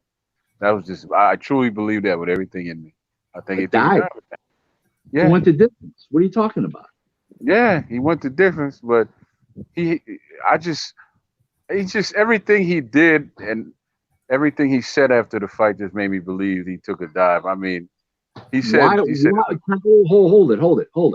If he wins, he gets 40, 50 million in his next fight. Why would he do that? Who did he fight? No, I'm talking about Shane. I'm not talking about Floyd. Shane, who did Shane fight to get 40, 50 million? He would have got 40, 50 million in a rematch. He would have beaten Floyd. Yeah, that's what I'm saying. I just think. Saying he took a dive. You're saying he took a dive. That's what you're saying. Yeah, I'm saying he took a dive. Because there's no way you would get me to believe that he could hurt this man and then all of a sudden he can't touch him. But Rick is saying why? He made the adjustments. He was a better athlete, a better defensive fighter, and better reflexes. Mosley was on the back nine at that point. He only had so much left in the tank. And Floyd made all the adjustments in the fight. He was the better athlete and a smarter fighter. Troy, 99.9% of the things you say are very, very, very intelligent. I respect your opinion and your state of mind greatly. You're 1,000% wrong in that area right there. And that one thing. I'm not saying you don't know and you're not smart, because you are. But that answer is wrong. I can't. There's no way, no how. No, just like people say I'm sorry? I look at that fight, Rick, the same way I look at the fight with Walters and Lomo. That was a dive. That was another dive. No, it wasn't. Walters took a dive in the fight. He got the shit beat out of him, and he quit. It's not a dive. That's not a dive. Why did he quit? He quit because he wasn't going to win. A dive. You're misconstruing what a dive is. A dive is a guy that for betting odds is capable of winning, and he goes in the tank like Jake LaMotta did years ago. If a guy quits and it's not premeditated, that's not a dive. It's not a dive. Well, you know what There's no financial gain. For to be a dive, it has to be an inducement to the fighter, okay, to do that. Where's the inducement? There's no inducement. He got the shit beat out of him. He went in there as a world champ and got played with. But I can tell you this: I had a personal stake in both fights. That's why I'm so bitter over them. Well, that's a God-given truth. Yeah. A dive is a premeditated act. Do guys quit because they can't handle the heat, okay, or they're getting the shit beat out of them, yes, okay, but that's not a dive. A dive is a He wasn't getting beat up.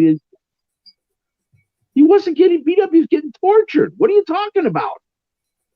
Who are we talking about, Mosley or Walters? Which one? Walters.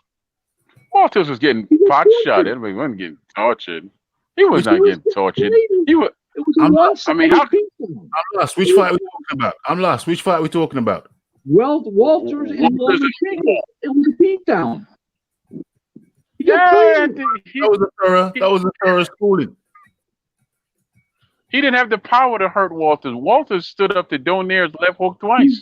So I don't believe getting slapped. He was getting slapped all over the place. Getting slapped off. Slapped. It doesn't matter. It doesn't matter. Sugar Ray wasn't hurting Duran. Duran got frustrated. It happens to people all the time. That's what I say. That's a good example. That's the example that I use. That's the example that I use with that's the example that I use with Ali versus what do you call him? Sonny Liston, the first fight. Ali versus Sonny Liston, the first fight. People say, but Ali ain't got the power to hurt him. Well, hey, if you're getting slapped about, that hurts and it can break your heart. You can quit from a broken heart. Am I right, Rick? Absolutely, 1,000%. 1,000%. That was fighters fight on emotion and desire. If you don't have the desire of the emotion, you're going to quit. It happens all the time.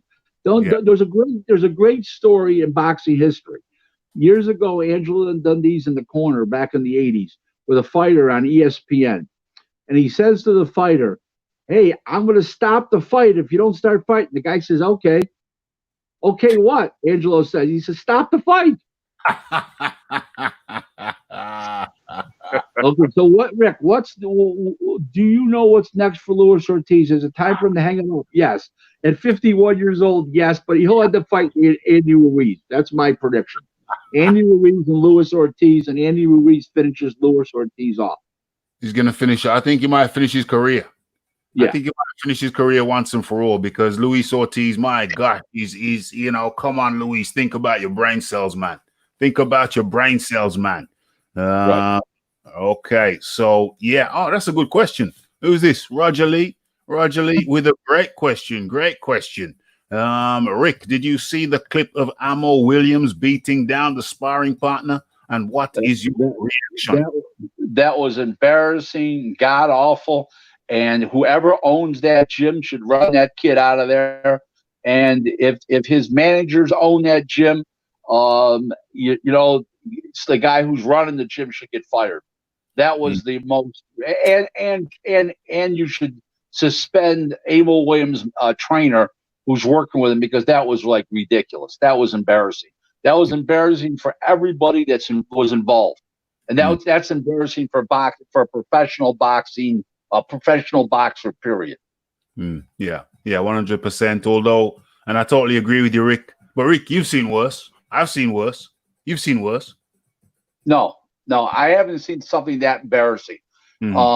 Years ago, we had a 16-year-old kid in Buffalo. He turned pro. He ended his career early at age like 26, and he was like 16-2, whatever. His name was Les Ralston. Lost to Sergio Mora on NBC, but he was a solid guy. He fought a 30-year-old. He sparred with a 30-year-old man. Everybody had bets on it because the 31-year-old was an MMA, not an MMA guy, kung fu or karate or something like that. And he was an in-shape, tough guy. And everybody says, "Oh, this kid will kill you. He's 16 years old." Well, Les just walked across the ring and feinted and deked him and slapped him silly. And the guy ended up vomiting and having a concussion. And Les was hitting him with open gloves, and the other guy had headgear on and they had big gloves and everything. And the guy had a concussion and was vomiting all over the place for about 3 hours. Wow. So, and the kid was 16 years old, and the other guy was a man that was a in-shape MMA, not MMA, I don't know, kung fu, karate, I don't know, some kind of martial art, Yeah, absolutely. Slaps, quick kick can demoralize you, can be very demoralizing. When you're hitting a guy who can't hit your back, it can be very demoralizing. It can break your heart. It can break your heart. Okay, That's so cool.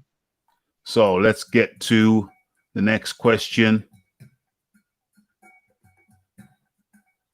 Marla says the cop in the Floyd George killing has had his charge upgraded to second-degree murder. The other 3 cops are charged with aiding and abetting second-degree murder in the commission of a felony. Great news. Great. Well, news. it's good news, but here's where they're going to have trouble convicting the other 3 guys. Right. One was Hispanic, okay? Yeah. One was Asian, and one was half black and half white, which is looked at as a black man. So those 3 are going to have trouble getting convicted, and they probably won't. They'll probably take a plea and testify against the other guy, and probably something like that. I can't see those guys getting convicted. They didn't do anything, but nobody thought the guy was going to die.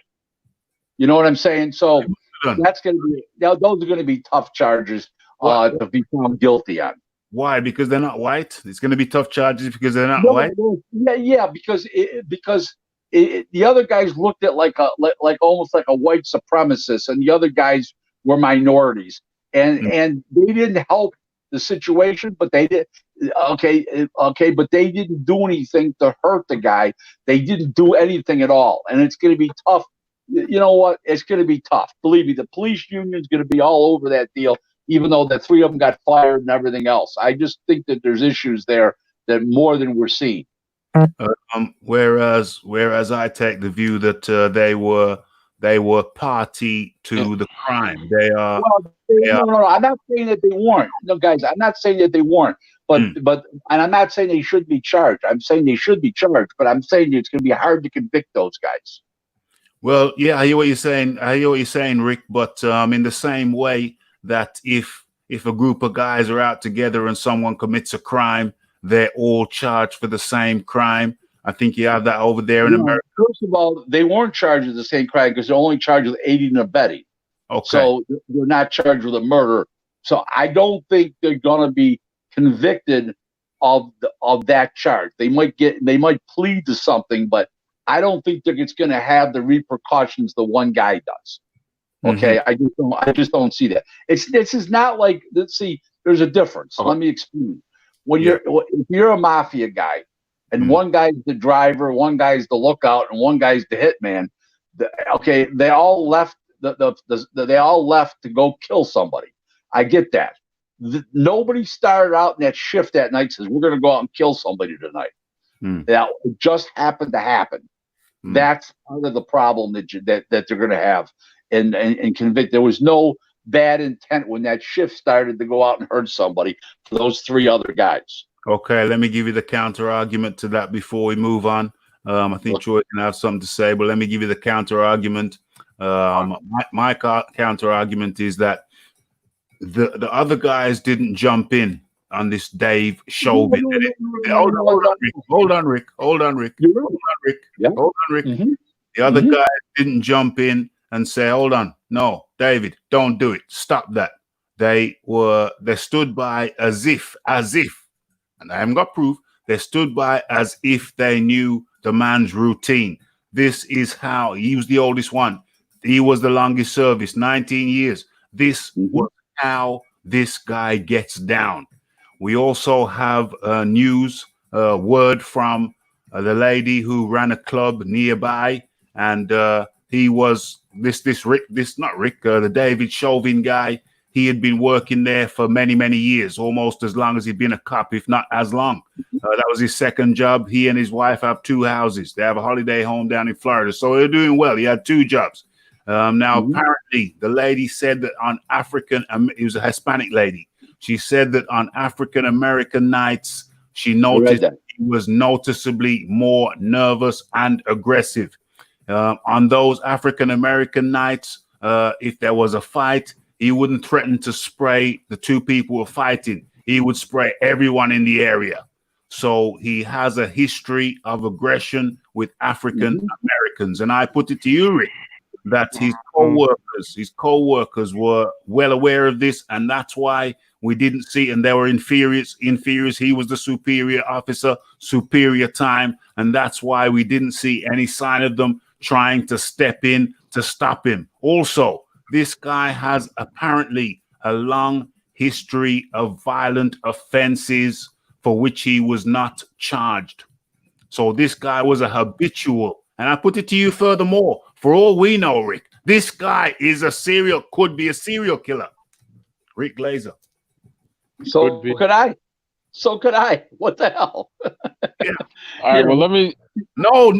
I said Rick Glaser. Please let the man speak and then come in after him. No. I could be a serial killer. Anybody could. That has nothing to do with it.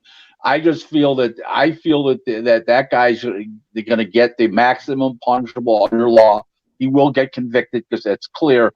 I think the other guys will end up taking pleas to lesser charges, and losing their jobs was bad enough, and they're scarred for life.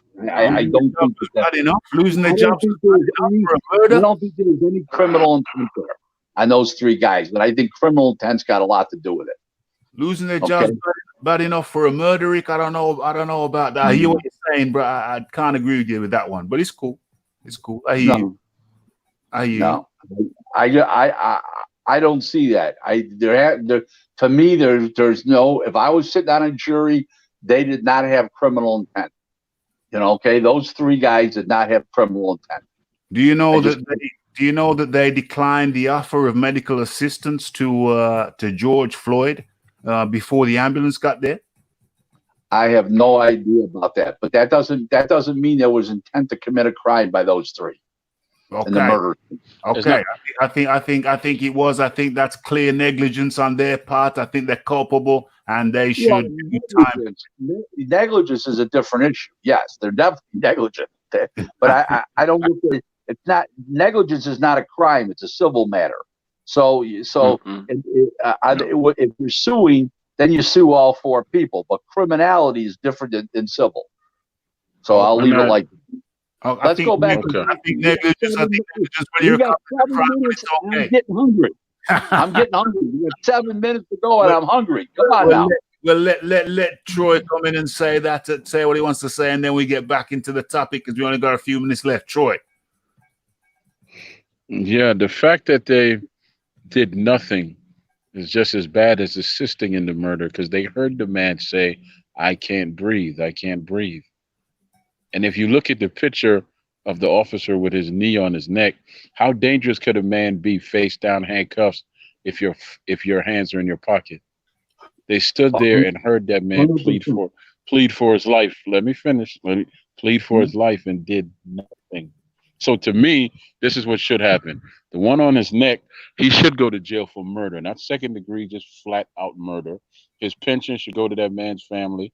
He should never be able to get out of jail, never be able to work as law enforcement again, not even as a security guard. Lock him up for life. I don't want him to get the election. No, lock him up for life. Now, the other people, same thing. They should be fired, never be allowed to work in law enforcement again. Well, they've all been fired. They've all been fired. Right. But they can still work in law enforcement. I hope they don't They move. can still work in law enforcement. I hope I don't want them to work in law enforcement. I hope they don't just move to the next precinct like they often do, but we move along.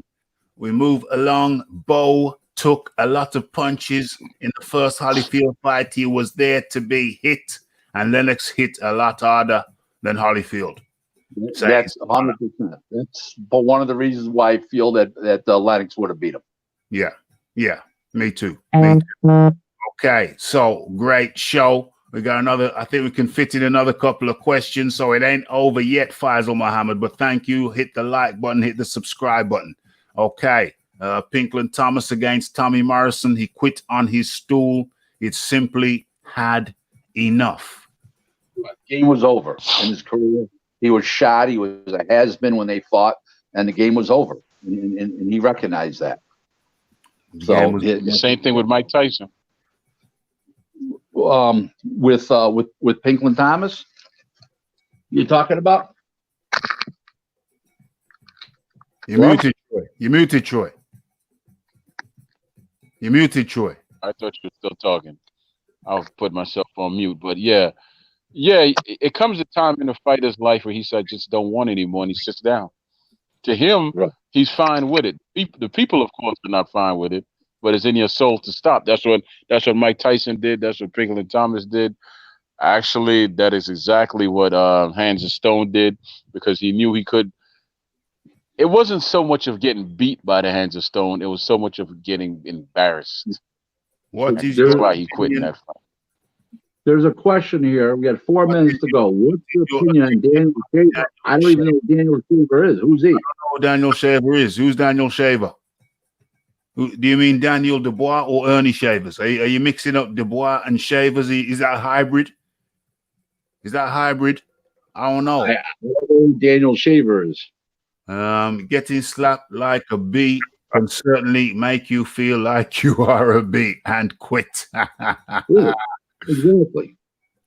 Have you ever had any run-ins with Teddy Atlas? What's your take on him? No, actually, we're friends. I like him a lot. He's a classy guy. He's a completely different guy away from the microphone. He's humble. He's one-on-one. He's great. When I had the cancer for 32 months, he used to text me all the time and ask me, Rick, if you need anything from my foundation, let me know. Money, supplies, medical supplies, anything you need, I'm there for you. He's been nothing but a gracious guy to me, and I have nothing but respect for him. And he talks very highly about me to other people in boxing. So that's always a good sign coming from a guy who's very outgoing like myself, like Teddy. So I've zero run-ins with Teddy and myself. Zero run-ins with Teddy and Rick. They're on good terms. They're buddies. Chris Eubank versus Charlo, and I think this one is the last one of the night, Rick. It's like double fraud. That's like a double fraud there. Chris Eubanks has got to improve, and Charlo's never beat anybody of note at 160. So that's a very interesting fight. I don't know. I tend to think that Roy Jones will be able to improve Chris Eubank in some area. So in some areas, so in his shortcomings. So I think that he could possibly beat Charlo. I wouldn't be surprised. Let's put it that way to you. And ladies and gentlemen, the time flew by. Yep, And it was another episode. It was another episode of Rick Glaser on Boxing Talk with Raphie. This is the 8th week consecutively. We're going for a record. Rick Glaser. Raph, I want to thank you today, and I want to thank you for especially for bringing on the Red Glove Militant today. I'm happy to hear he's fine. Everything's well with him, and it was a great concern. He wasn't on, like you said, for a couple weeks, and I'm just glad you did that. I'd like to say thank you very much for that you're active, you being a humanitarian for on this Wednesday afternoon, June 3rd. And before I hang up, we have to recognize this is the 4th observance of the anniversary of the death of the GOAT, Muhammad Ali. Yeah. Muhammad Ali. Can't forget everybody's hero. Everybody's hero. Ladies, gentlemen, thank you very much for having me again. I look forward to next Wednesday's show. Raph, there's no show like yours, Troy. You're the best. Yes, sir. And it's a great show. Love it. I look forward to it every week. I woke up this morning all full of piss and vinegar at 4 o'clock in the morning and said I got 12 hours to go, and I was counting the hours down, Raph. Rick Glaser. Okay, Rick. Rick Glaser got to me. He said, where's the email? Yes, Troy. Yeah. Yes, you can hold on to this question until next week. Just keep it in your mind for a little bit. How come the Charlos never took off? They're twins, and they out. Because multiple reasons, but they don't fight often enough is one. Number two is they don't do anything to endure themselves in between fights. They're too much into themselves, into their own hype and bullshit. There's a whole bunch of reasons. Al Heyman hasn't helped. He's not a he doesn't promote the fighters in the sense that a promoter does. A whole bunch of reasons. But we'll get to that next week. Say that. You know what? Every time I say that, people tell me I'm a hater and I'm a fool and I don't know nothing. Those are the podcasters I'm talking about, not people that know like you. May be a hater, you may be a fool, but that's not the reason why. Nah, that's not the reason I'll at see all. you guys next week. Thanks for having me. Rick Glaser, it's always a pleasure. And we're going to see Rick Glaser back here next week. Same place, same time.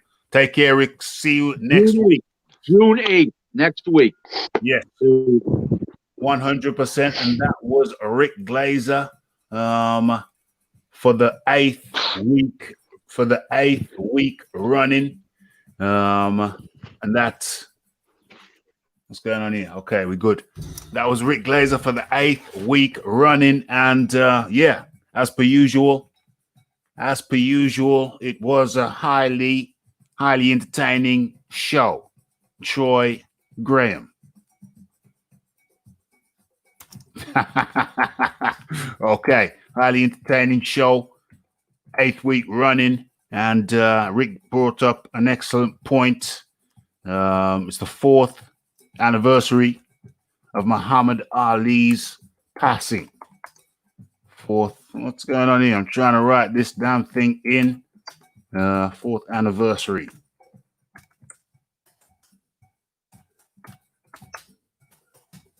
Of Muhammad Ali's passing.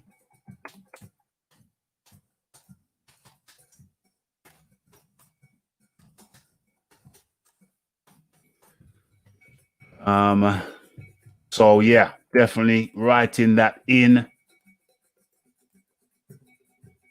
4th anniversary of Muhammad Ali's passing. Boom, boom, boom. Okay, so where are we? Let me get into the chat. Yeah, we've come to another close. We're coming to another close. We haven't quite closed yet. Let me see what's going on in the chat. Muhammad Ali's 4th anniversary of Muhammad Ali's passing. Someone mentioned that to me today on Twitter. And I must say, I said, wow. It looks like to me, it feels like it's been longer.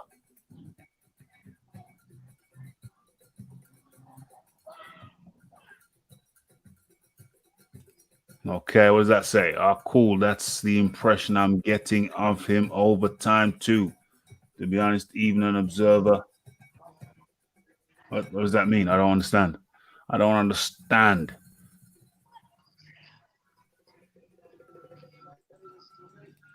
Daniel Shaver was an unarmed white man begging for his life and got shot dead on camera. I don't understand the context. When, where, and why. I don't get it. Okay.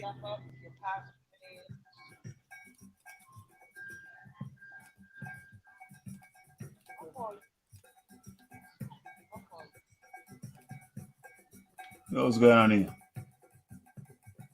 Okay, that's good. Okay, so where are we? Yo, can you kill that? Mute yourself, please, Troy. Mute yourself, please, Troy, when you're not talking. Okay, thank you. I'm gonna hear the background, some ice cream van or something. What is this? OBZ said, is Rick part of the show? Yeah, it's been part of the show for the last 8 weeks, and we're keeping it going.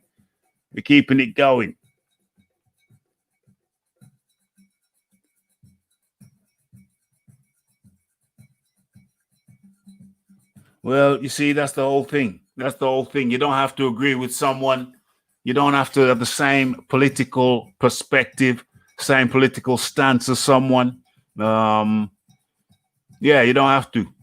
You know, you get different points of view, and that's cool. But we come together and we talk.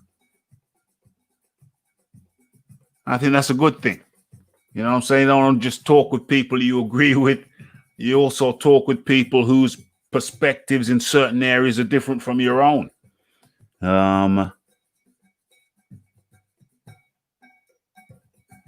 Oh, that was his response to Rick. Ari, Teddy, Atlas. Okay. Yeah, I get you. Okay. So, yeah, it's a topic which we can't overlook. Let's so let me go back a little bit. Let me go back a little bit.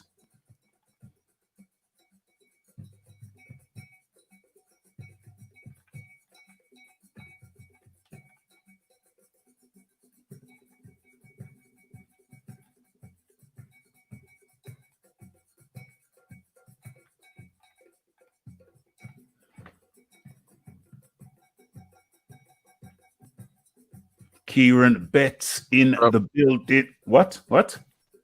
What? What?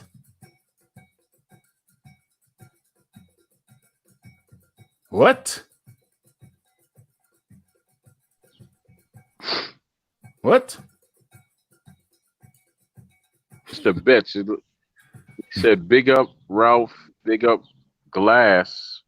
Oh, okay. He's talking about Rick.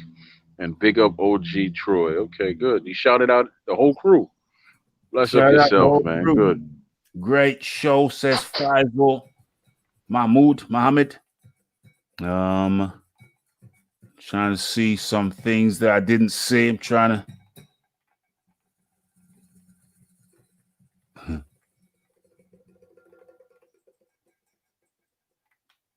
I got someone I need to shout out, man, because he allowed me to shout out on his show, if you don't mind, right?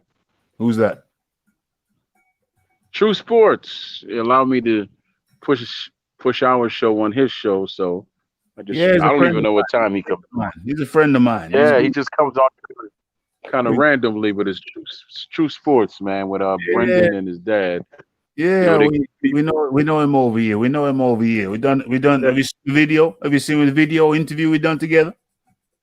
Yes, I saw that. But yeah. He let me shout out this show last night on his show, and I promised to shout out his show on this show. So big up yourself, True Sports.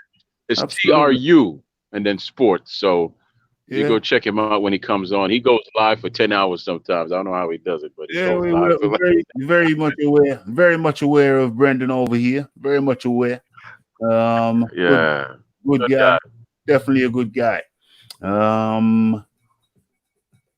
The Asian cop saw the guy was unconscious. How is he not responsible? They're all culpable. All of them are culpable.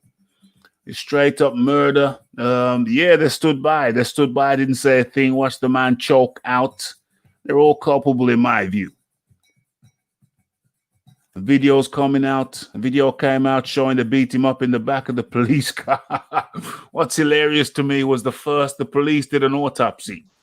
The police did an autopsy, and it said that he had some pre-existing. It tried to imply that he had some pre-existing conditions, and that's why he died. He didn't die being choked.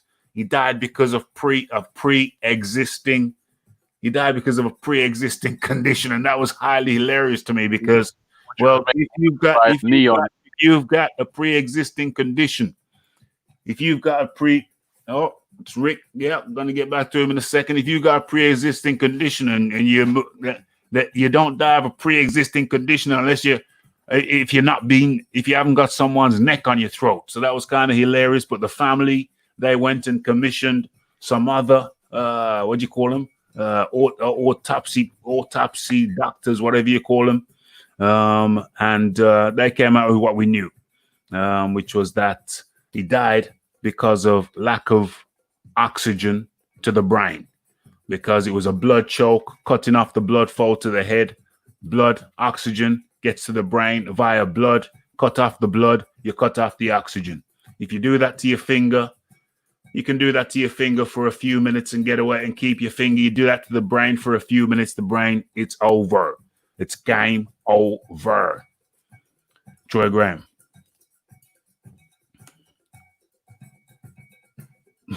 Condition that killed him. I have a pre-existing condition. If you put a knee on my neck and cut off my oxygen, I die. If you put a knee on anybody's neck with or without a pre-existing condition, guess what's going to happen? They're going to die. And let me say something else about, I can't speak for Rick. I can only speak for myself. I can't speak for you either. Everybody, honesty is just that. It's not going to be liked or accepted by everyone, but it is what it is. And I'm not, My feelings on this is my feelings on this. Rick's feelings on this is his. Ralphie's feelings on this is his. We don't all have to agree, but we do have to agree on this: that a man was murdered and it was wrong, and something needs to be done. If we could all come and agree on that peacefully, and then something could get done, then guess what?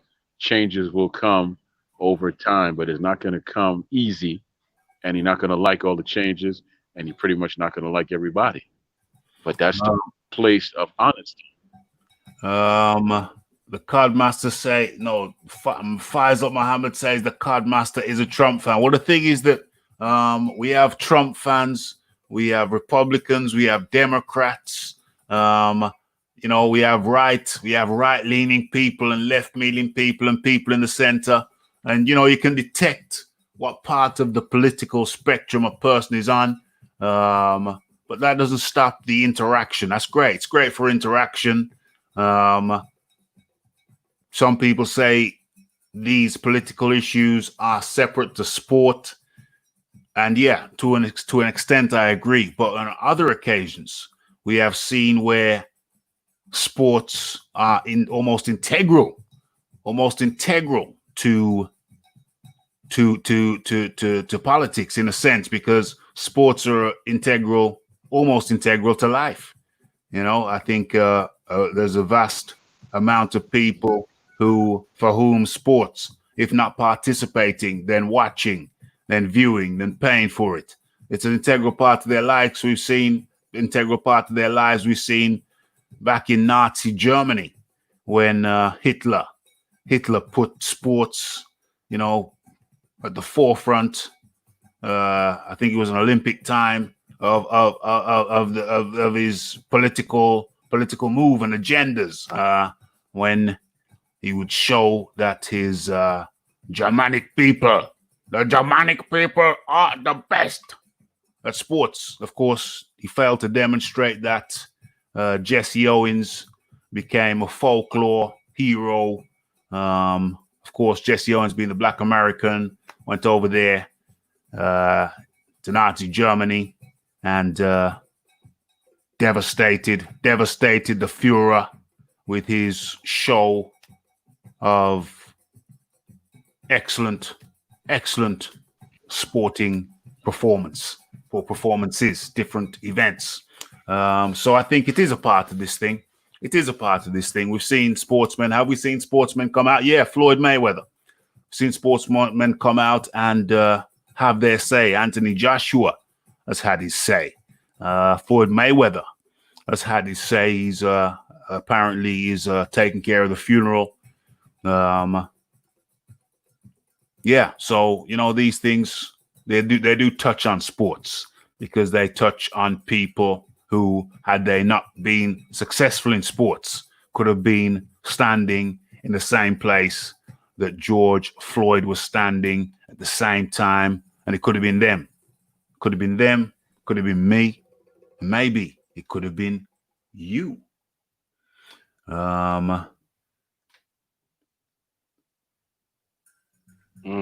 What's going on?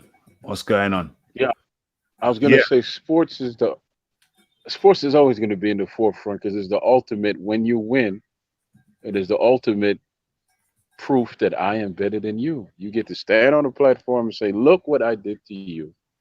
It's always going to be in the forefront. You know, if you win, that's why nobody cares about the losers. But think about it: if you win, your voice is bigger than anybody else's. Yeah, and you're viewed as better than anybody else's, and that's your strength. That's your end. You might not know anything about anything, but you beat me. This sport that we're into, boxing, it was all started by rival gangs. Red corner, blue corner. That was gangs. That was gangs, man. You know, that's how this sport started. And you have country against country. You got the Puerto Ricans, get the Mexicans. You know, it's always going to be you against me. Yeah. Always. Yeah. That's what.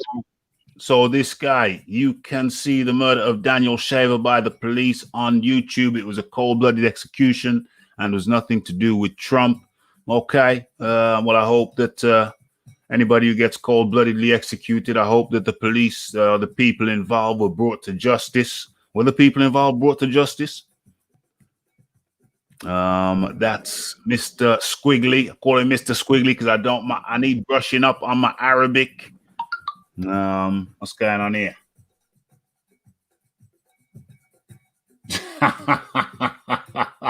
People that support Trump is his supporters.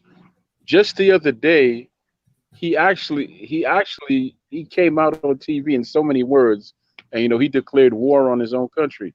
He said, "I have thousands of armed troops ready to go into these cities and put these looters in their place." And he's declaring war on his own people. And then because he was walking to a church, Who's that? tear gas some Who's that?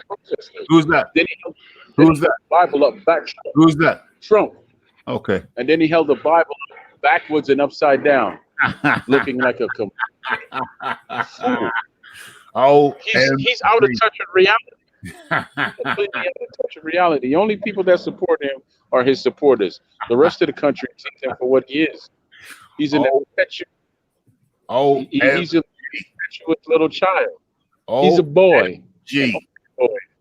OMG. Okay, so I'm not gonna get diverted or sidetracked now. Trump is Trump. Trump does what the Trump does. Muhammad Ali's 4th anniversary of Muhammad Ali's passing. So rest well, legend. Let's rest well. I'd like to thank the chat that kept feeding the bullets. And remember people, there will be times when there is agreement and disagreement, but I think the secret is to keep it civil. Keep it civil. There's lots of different types of people over here in Raphael Dawkins Combat Radio, and I encourage all civil people, regardless of where you stand on the political spectrum. Express yourself absolutely 100%. That's what we want. But also, keep it civil, keep it civilized. And I'm not saying anyone has not been, but nonetheless, we just here are some codes. There are the codes. There are some codes to live by. I think that we have come to the end of another.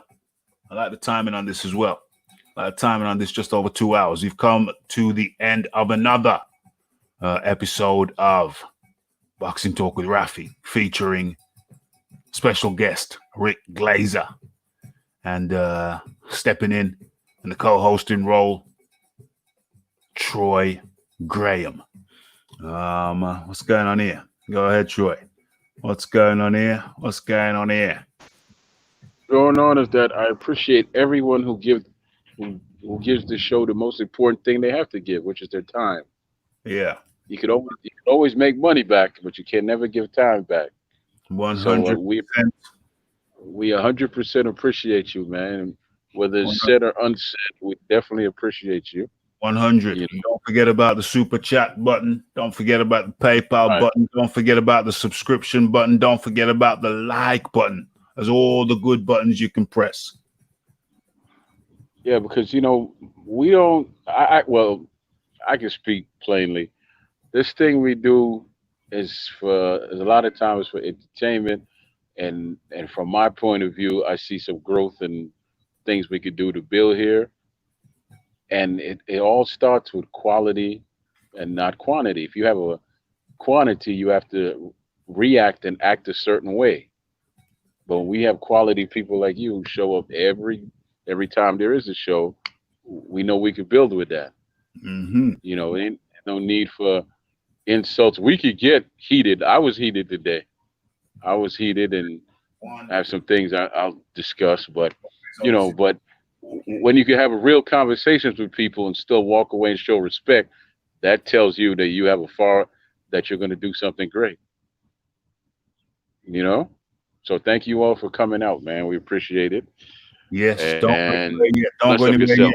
Don't go anywhere yet. Don't go anywhere yet. We got some people who've left. You left too soon, because I got some more news for you. So don't go anywhere yet. I'm just lining this up lining this up. If you want to talk for a couple of seconds, Troy, I got to mute myself. Talk for 30 seconds. I got to mute myself to line this trailer up. Okay. And also, you know what I'd like to do? I mean, after the show, well, Ralphie's doing his thing, but I know he could hear me.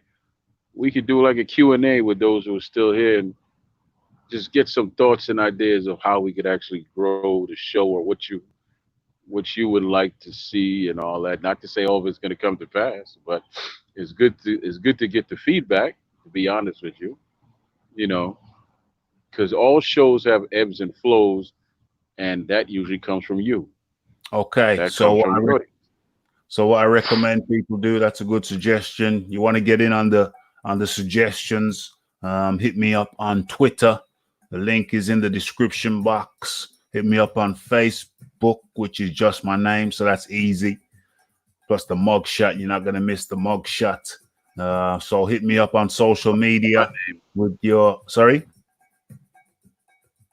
Hit me up on social media with any contributions to suggestions you may have.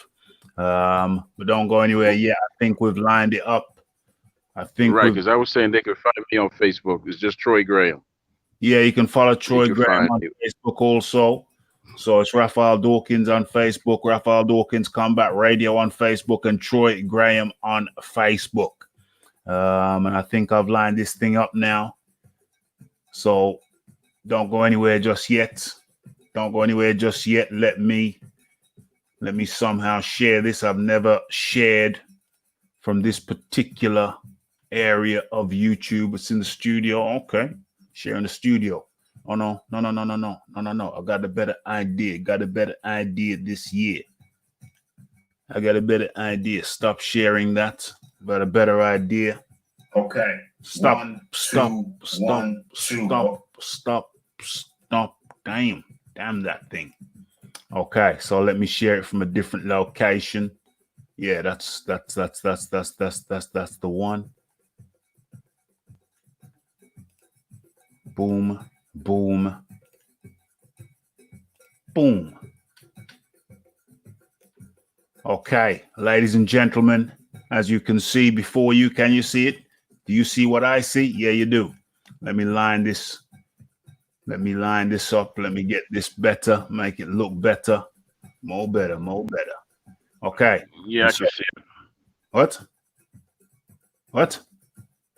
I can see it. Okay.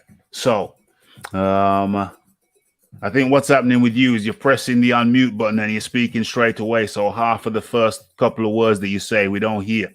So I think that's what's the problem there. But anyway, let's go into this. Are you still with us, people? Are you still with us? Yeah. Okay. So, as a matter of fact, let me cut the music. So I need total focus and concentration on this. Okay, so this is Raphael Dawkins, joined by Troy Graham, and please introduce yourself, sir.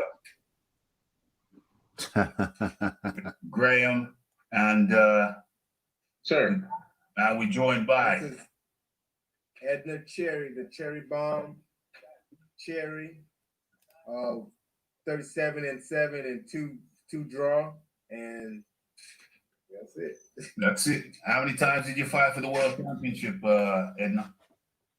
I'll say twice. All right. Fought twice. We're not gonna give anything more away. Edna Cherry, special guy in boxing.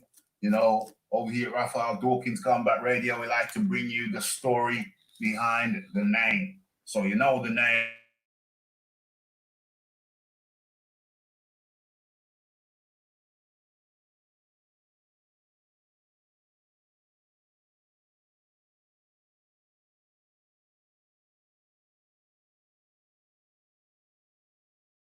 To the sound. Can you hear me? The struggle. Yeah, I can hear you. What's wrong? No famous dad to start them. What's wrong?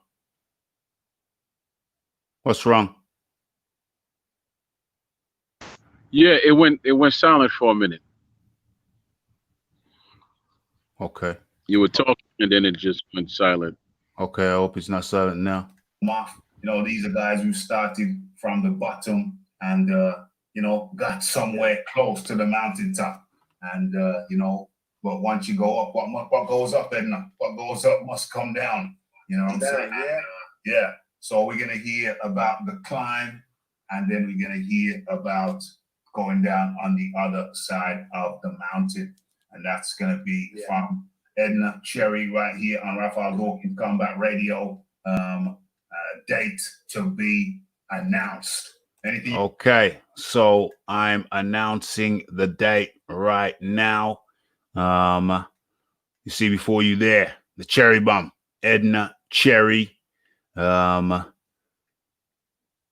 veteran boxer, fought for championship, world championship. What weight category was he again? Fought for the world championship, I think twice. He was at 130. 135. It was a 130 or 135. Fought for the world championship twice, and we are privileged. You want to say to the Raphie Dawkins Combat Radio crew, Ed Cherry?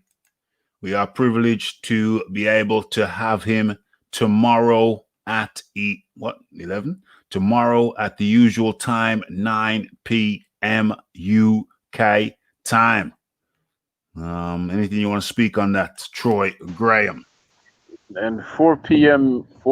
Eastern Standard Time over here in the U.S. So it's 4 to 6 over here in the U.S. Okay. Yeah, he's a warrior in and out the ring. He did his thing in the ring, then something made him stop boxing, and he's going to tell that story, and it's a story of triumph. So if you like stories of triumph and just powerful stories like that, you definitely tune in, and this man's soul in itself will grab you because he's very positive and very pleasant. So that's Edna Cherry, Thursday, 9 p.m. UK time. And that's 4 p.m. Eastern time. So let me just get that down there. 4 p.m. Eastern time. Okay, so let's see. Boom, boom, boom. Am I showing? I'm not showing. Yeah, I'm showing right there. Showing right there. So before you, there's Ed Cherry. Ed Cherry. What have you got to say to the people? I just want to thank everyone out there, you know what I'm saying, even the fans I had who was following me around the world. And just tune in, whenever Raph have the day, y'all tune in and y'all, the story will be unbelievable. Everyone want to hear my story, what I went through, my life, my career, and yeah, man, just y'all tune in, man, and it'll be awesome for everybody to hear, even people that's going through it, going through life, going through whatever they're going through. I think this will help. 100%. Thanks to Troy Graham for his part in setting this thing up. But yeah, it's Ed Cherry, Troy Graham, Raphie Dawkins. You want to say something, Troy? You want to say something, Troy? Yeah, the few conversations I've had with brother, and he knows this. I got at him because of his story. Like I said, I put the boxing thing on the back because his story is very profound to me, and I think it's gonna move more people. Where the fact that he's a boxer will actually grab more people in. When they hear his story, it's gonna be a keeper. Boom, boom, boom. Okay, so where are we? Remember, well, you can see it there. Bring the music back. Bring the beats back. Where's my beats? There you go. So you can see it there. Edna Cherry, Thursday. That's tomorrow, 9 p.m. UK time, 4 p.m. on the East. That's 1 p.m. out there in the Wild Wild West. Okay, so other comments? We got any other comments in here? Yes. ESPN Network should hire Raphael. Yeah, absolutely. Good idea. Good idea. Sounds like a great show coming up. 100%. 100%. And let me see. Have I got a message? Is this from the show?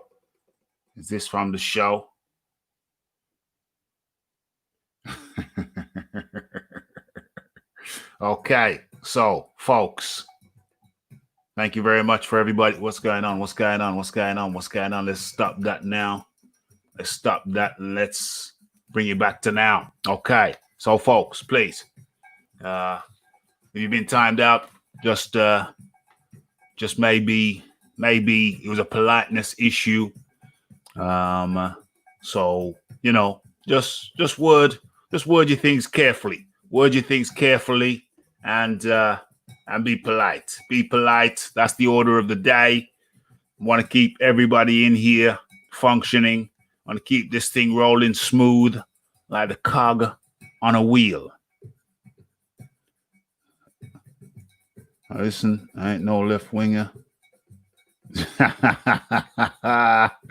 Okay, so your final words, Troy Graham. I think it's the second time you're doing the final words, but we had to bring in the trailer for Ed Cherry tomorrow 9. That's Thursday, 9 p.m. UK time. Troy Graham. Yes, sir. Yeah. All right, everyone. Bless up and have a good night, and we shall see you tomorrow. Indeed. So it's the boxing talk with Raphie. It's the like, it's the subscribe, it's the comments, it's the shares, and it is the hitting that bell icon to stay updated with news and notifications. And don't forget about the live shows. Don't forget to follow me on Twitter. And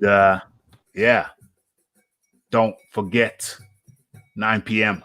UK time tomorrow, 4 p.m. Eastern, Edna Cherry. That's Thursday. And then on Friday, we've got the boxing talk and classic fight review. And don't forget to support the videos. Should be out like at least one a day on average, at least one a day. Okay, so it's Raphael Dawkins, the Combat Radio. It's the Troy Graham. It's the Rick Glaser. And the only thing left for me to say is